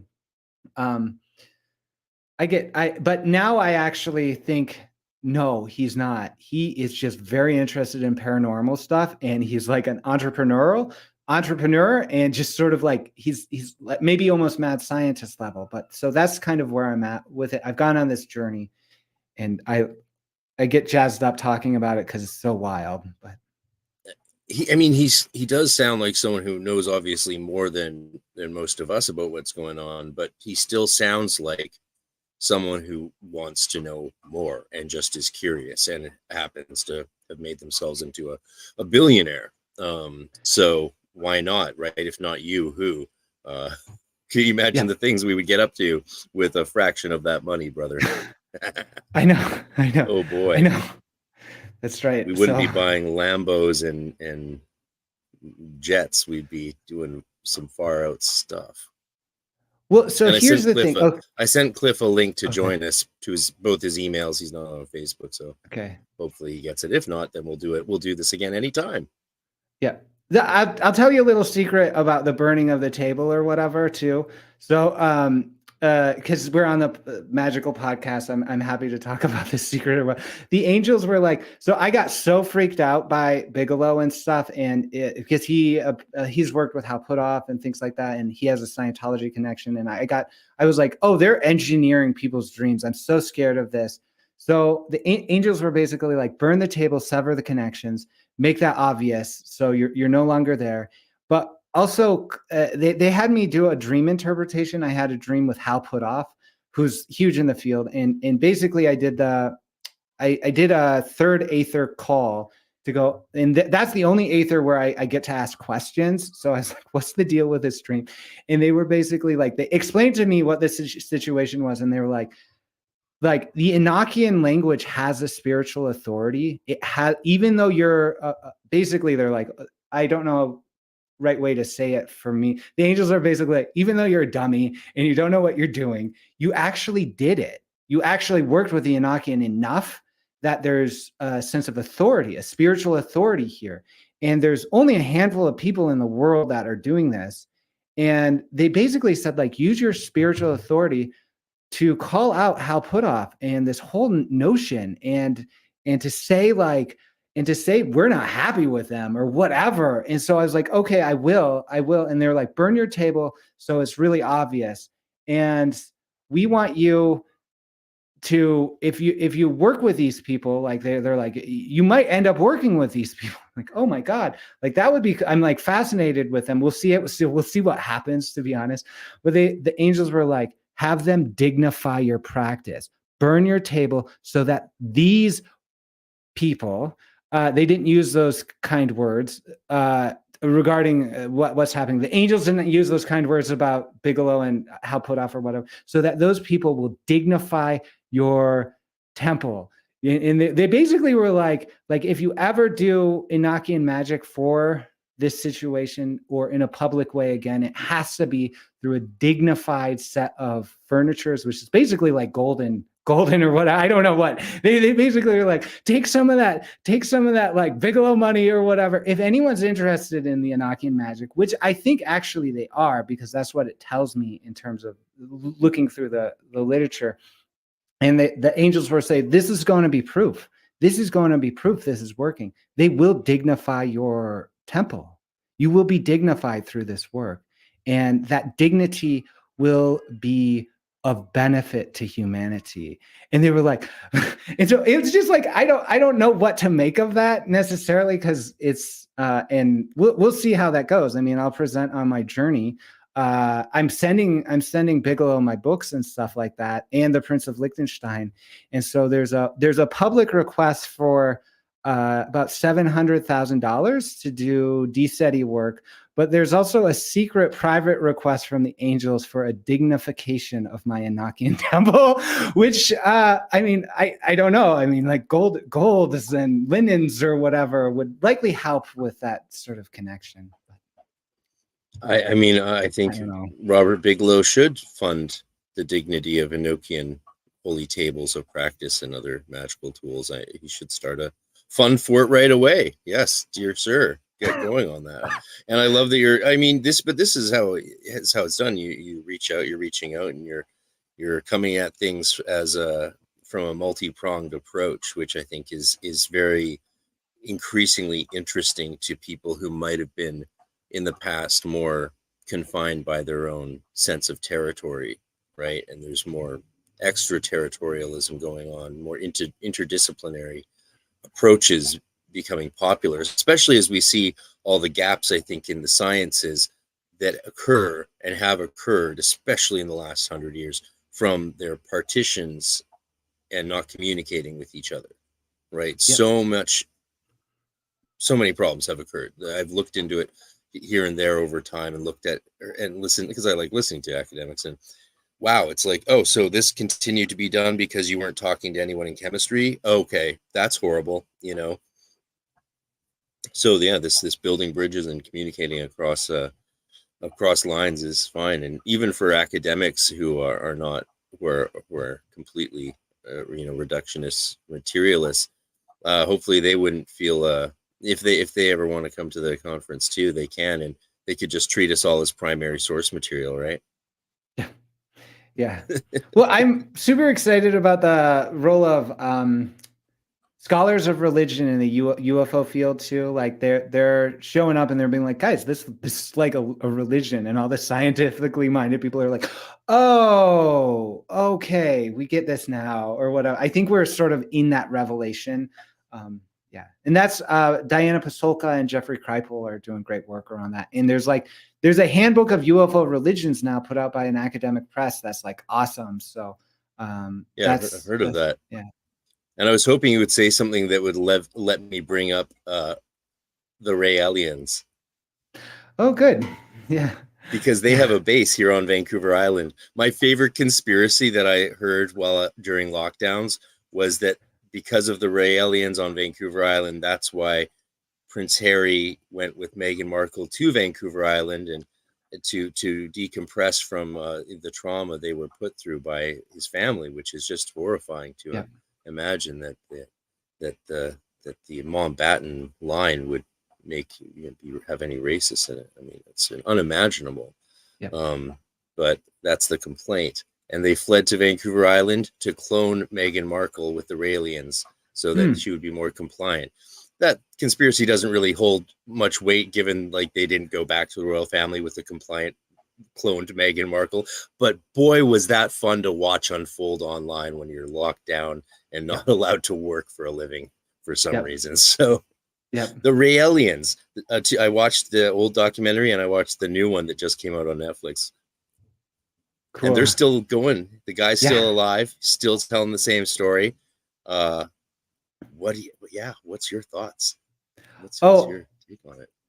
I think it's fascinating. I love those guys, actually. They were one of the cults or like UFO religion things that I thought, hey, there's really great feelings around there. They're kooky. They've got strange beliefs. They're like, they got sex stuff going on, but they didn't seem to be really coercive or exploitative. I hear some rumors that they were or are. I don't actually know, but in terms of that, I need to do some more research into that. They're doing it's fascinating. They've got like an embassy, right? They've got this project where they want to establish ET embassy somewhere in the world. They've apparently got like $50 million somewhere. Like, I don't know if their claims are accurate or not, but they're talking to governments to see which government will give them some land to make a alien embassy. And I'm like, oftentimes I'm not sure how much I really believe into the physicality of those, but I like that. And speaking of clones, actually, the book Galathog the Gray's Field Guide to Anomalous Geometry, my dedication, not Galathog's dedication, is to a man named Dr. Michael Wolff, who some say is a human clone or a human alien dolphin hybrid clone. And I don't know, but it's really a rabbit hole worth diving into if you have about 18 days straight to sort through the material. Yeah, we I would love to, but we would need another lockdown. Knock on wood. Yeah. Wow.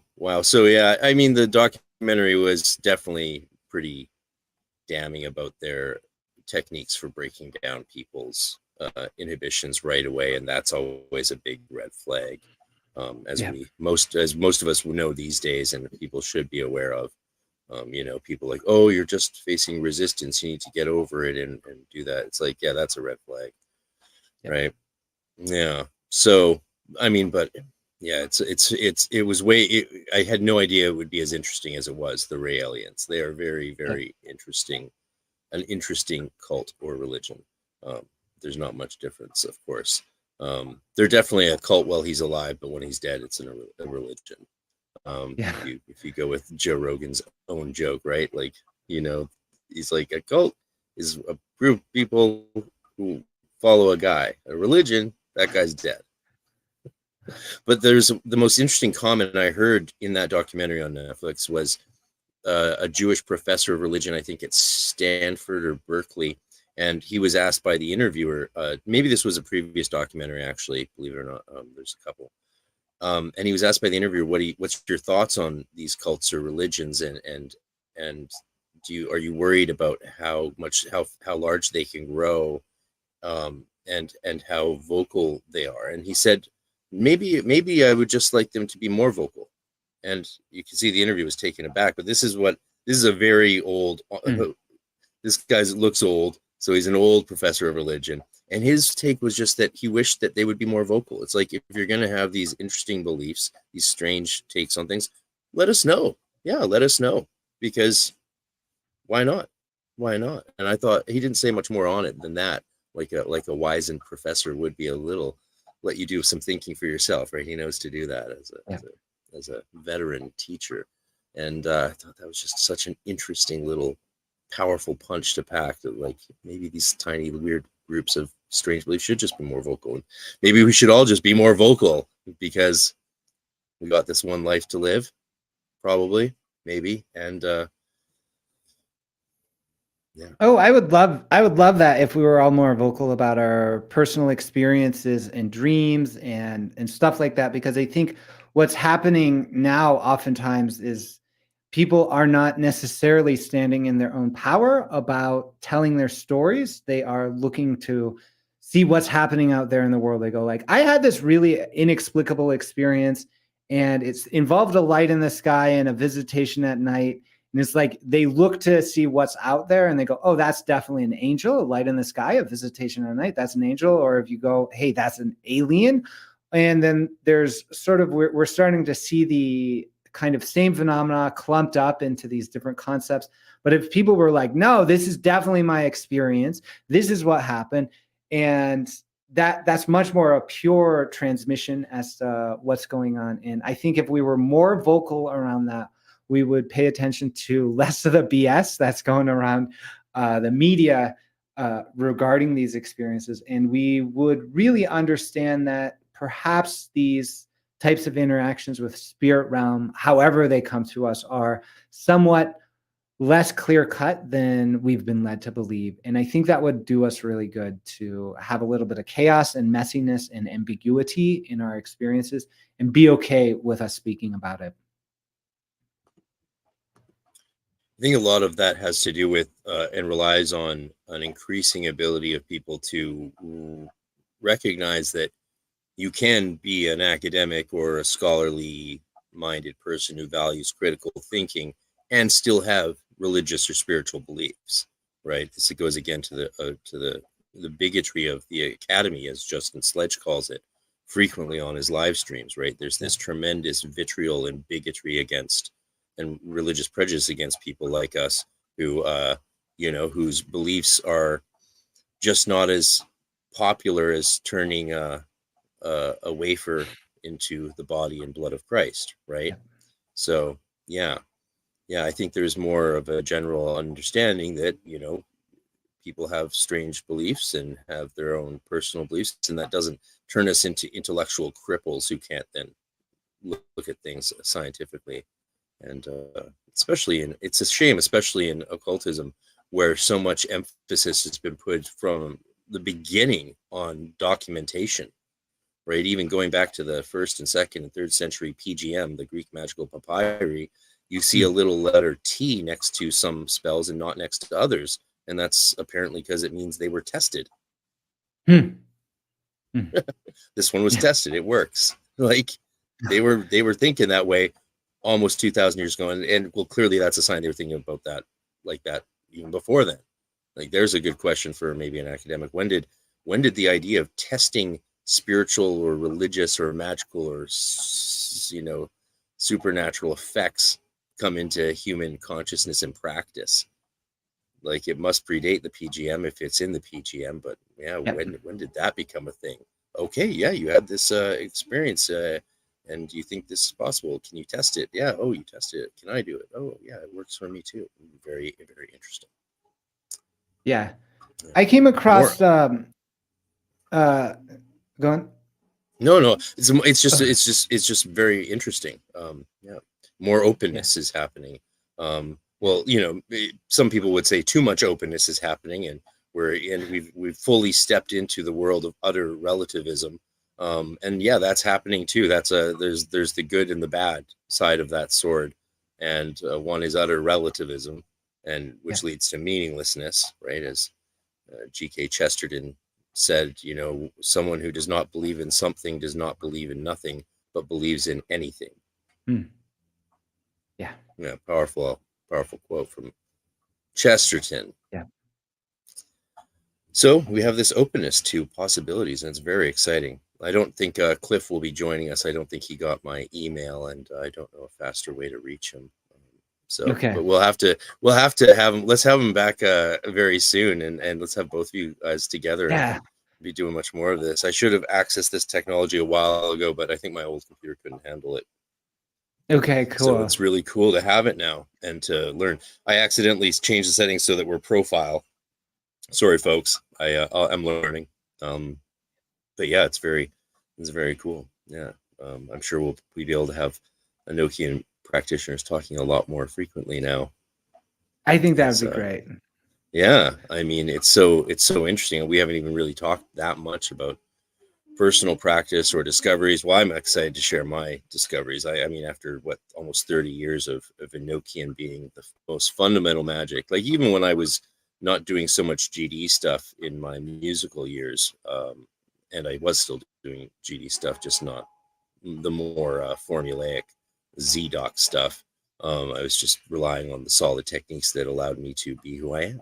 And Enochian is a big part of that. And so it's always been there. But finally, after decades, I've stumbled across an observation that's actually of real interest. I even checked my discovery with Joseph Peterson, who helped me confirm a few things. And he's like, yep, this is legit. And Dr. Burns like, yep, this is amazing. And Dr. Poop was like, this could be academically published. And so, I went through the ringer to make sure that what I'm presenting on is pretty cool, and also will be the basis of hopefully my first academic paper published. So I'm excited to do all this with you guys and really push the field. Where Enochian is such a vast, expansive field, especially when you expand Enochian to include just Dee and Kelly generally, and all the tributaries that lead to and from them. Trithemian, drawing spirits into crystals leading up to Dee with the Arbatel and the Eurytus and these grimoires, not to mention the whole alchemy and archemy going back to Zosimos, and then the tributaries from it, Freemasonry, Rosicrucianism, even the cipher manuscripts of the Golden Dawn seem to have been written by, Dr. Burns contends, someone who knew the Monas hieroglyphica and understood it inside and out as she presents it. At least there's a lot going on there, and I hope everyone checks out Dr. Burns's free video course on Dr. Terry Burns YouTube. It'll take you some time to get through it, but if you really do go through it, and especially with the text, it's so rewarding. Oh my God, it's so rewarding. Yeah. Oh, good. I'm going to kick that off probably in the next week or so. Now that we're talking about it, I'm like, oh, great, that sounds really good. Your insight, your discovery, you'll be talking about that in Enochian? Or good.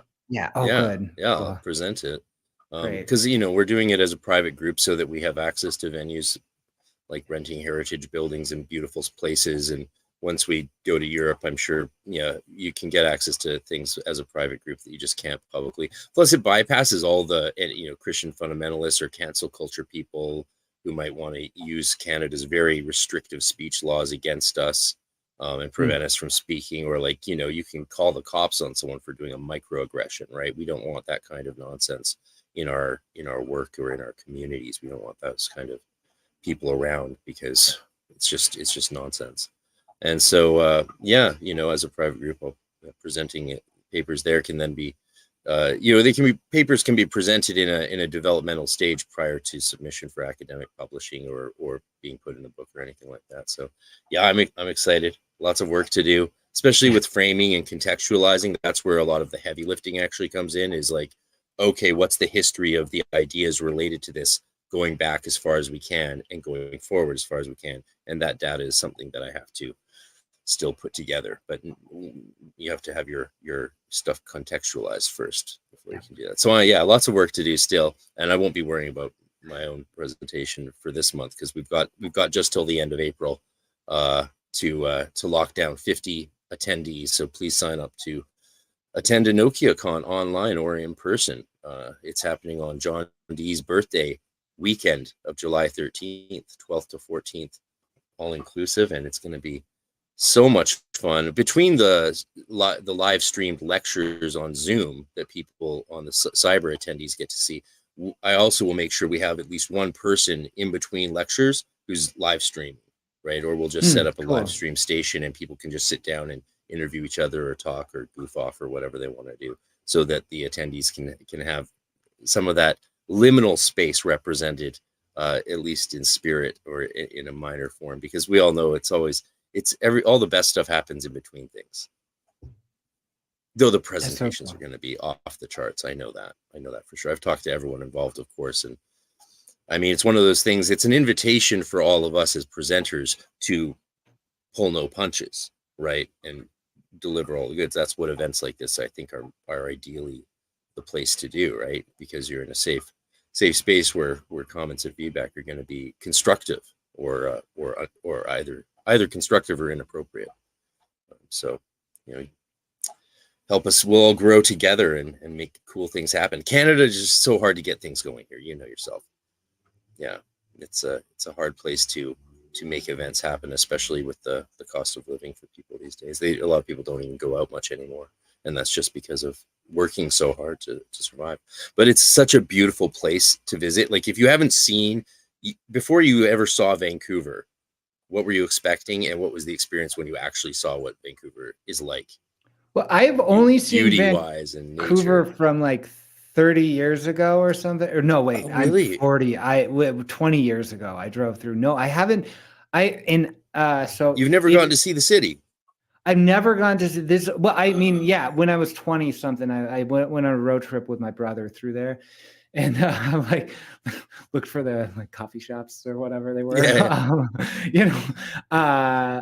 No, I was so impressed by the area. I mean, we drove through Vancouver and then Seattle, and I was like so in love with the area that I was like, I want to live here. Can't live in Vancouver, so I'll live in Seattle. And I actually ended up living in Seattle for a while, and I didn't like it so much. I think primarily because I was working full time, I was commuting a lot. But yeah, I'm excited to go there. I've been through British Columbia. I mean, I'm in it's just so gorgeous. Yeah. Yeah. I mean, yeah, it's one of the temptations to stay in BC is the rural places. You can go off. There's just so many places you can go. And if you don't go too far north, it doesn't get too cold. Yeah. I'm very excited to be able to, I've always been proud of the city and enjoyed showing friends from Europe when they visited, showing them the full meal deal tour around town and all the cool stuff. And we lost a lot of good stuff during lockdowns, like a lot of businesses, a lot of the small independent cool ones will never come back, but there's a few left for sure, and more will hopefully grow, especially if our economy can turn around and after the next election. So hopefully we'll have some more, because there was a shop next door to me that was super awesome. It had black and white tiled floors, no one was renting it, and it was just so perfect. Had room for like a school in the back, and I looked into it, and it's like, yeah, like $9,000 rent a month. It's like, this is crazy. You shouldn't have to be a millionaire to be able to open a business already. That's businesses. Anyone should be able to open a business. Otherwise, your country, I think, has failed you. If there's in Vancouver, 60% of the cost to build a new home is just permits. Wow. Yeah, 60% of idea. a house cost is permits. That's why we don't have homes for people. Yeah, let's get that fact out onto the internet, eh? Yeah. It's good to know. I'm like, because the situation's really weird in terms of housing and stuff like that. I haven't parsed it out yet. We just pray every time we need to move. So yeah. Yeah.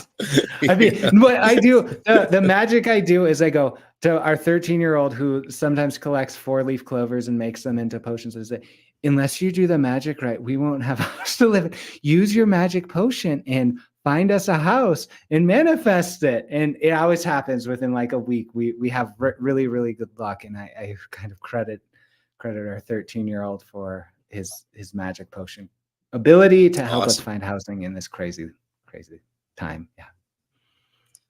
Yeah. I do believe. I like to have faith that things will get better. And if we not, well, that's what Enochian magic for. If anyone's new to Enochian magic, it's the only magical system that has political magic baked into it, right? Like there's a whole set of the system that's designed to influence kings and rulers and countries and provinces and that sort of thing. So it's an election year for a lot of people, and yeah, Enochian magic might be your answer to improving your local situation, perhaps.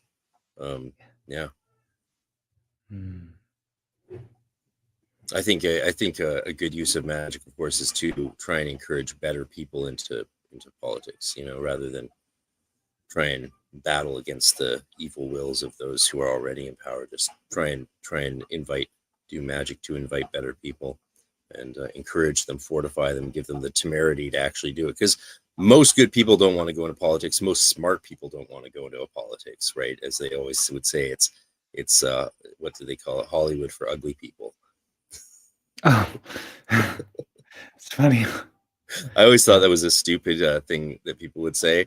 But these days, with the social media environment, I'm like, yeah, I can sort of see that now a little bit.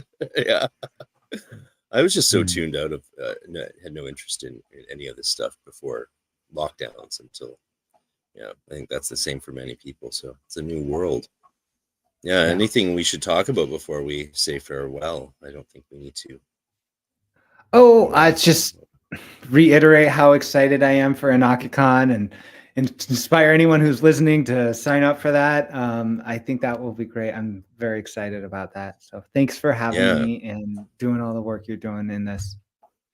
Yeah, you're welcome. Well, it's a team effort. I mean, I'm just the one who has the ability to put, 20, 30 hours a week into this thing. And so I can I can compensate for a lot by just working. And that's what these things tend to take. Either they take a ton of money or just a lot of work. And our goals are very modest. We get the venue and bring the presenters here, and that's it. And then everyone just has a good time.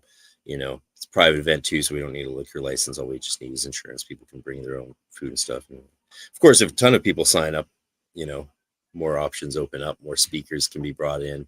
I refuse to do those kinds of conferences. I'm done with the world of conferences where you get accepted, they put you in a big room to present to, and 150 people show up, and then they still try and bill you for coming to the conference. I'm done with that, where you have to travel there and pay to attend to present. I think that's nonsense, because someone is getting paid there, and it's not the presenters. And as a musician who got screwed over by the whole change in the scene from the MySpace days to the Facebook world of Spotify and iTunes, realizing they just didn't have to pay us for our music anymore.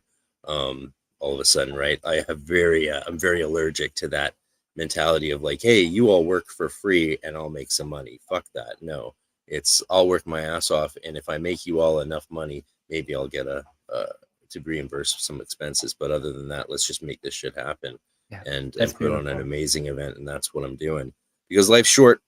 If not now, when? If not us, who? All that good jazz. Yeah.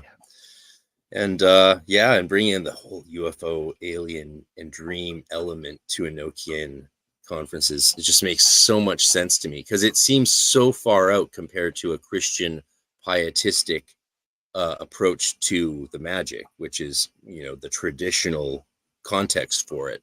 But yet it's gone so far beyond that people like you are just, I think, a living example of something I don't even know what to call it. Just this really magical fusion of science, art, and let's call it consciousness, because there's no good term to wrap up the holistic fullness or the pleroma of what a human being is, really.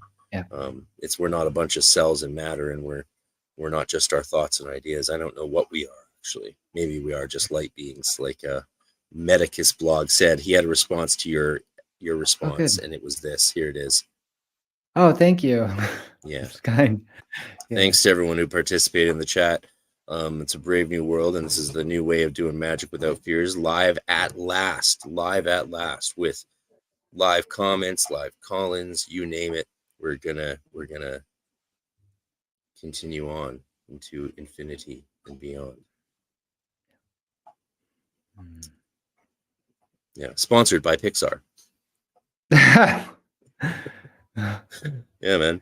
I'm sure there's more to talk about, but we're done for today, I think. So I know. I've been like, God, you said something that makes me want to talk about Platonism and Neoplatonism and theurgy and everything else. And it's like, because of the Christian piety aspect, right? And I go, actually, the Enochian magic and the UFO stuff has forced me to look for precedents in the literature. And I go, it is not, I mean, there are precedents, and I think it is. I think the Neoplatonists actually were summoning these light orbs or whatever. And I say that because of Gregory Shaw's Luminous Bodies paper. He does a lot of stuff. He has a new book out. I'm going to read it.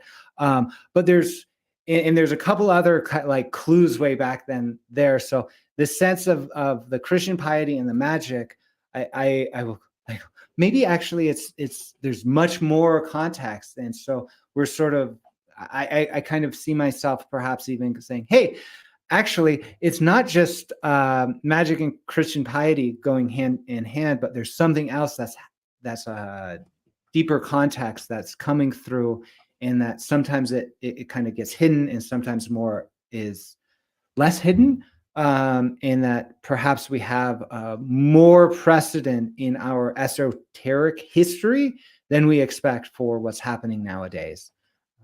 But that is a conversation for another 2 hours some other time. But yeah, I'd love to hear a response. Yeah. Let's talk about that. Maybe even start there soon with you, me, and Cliff.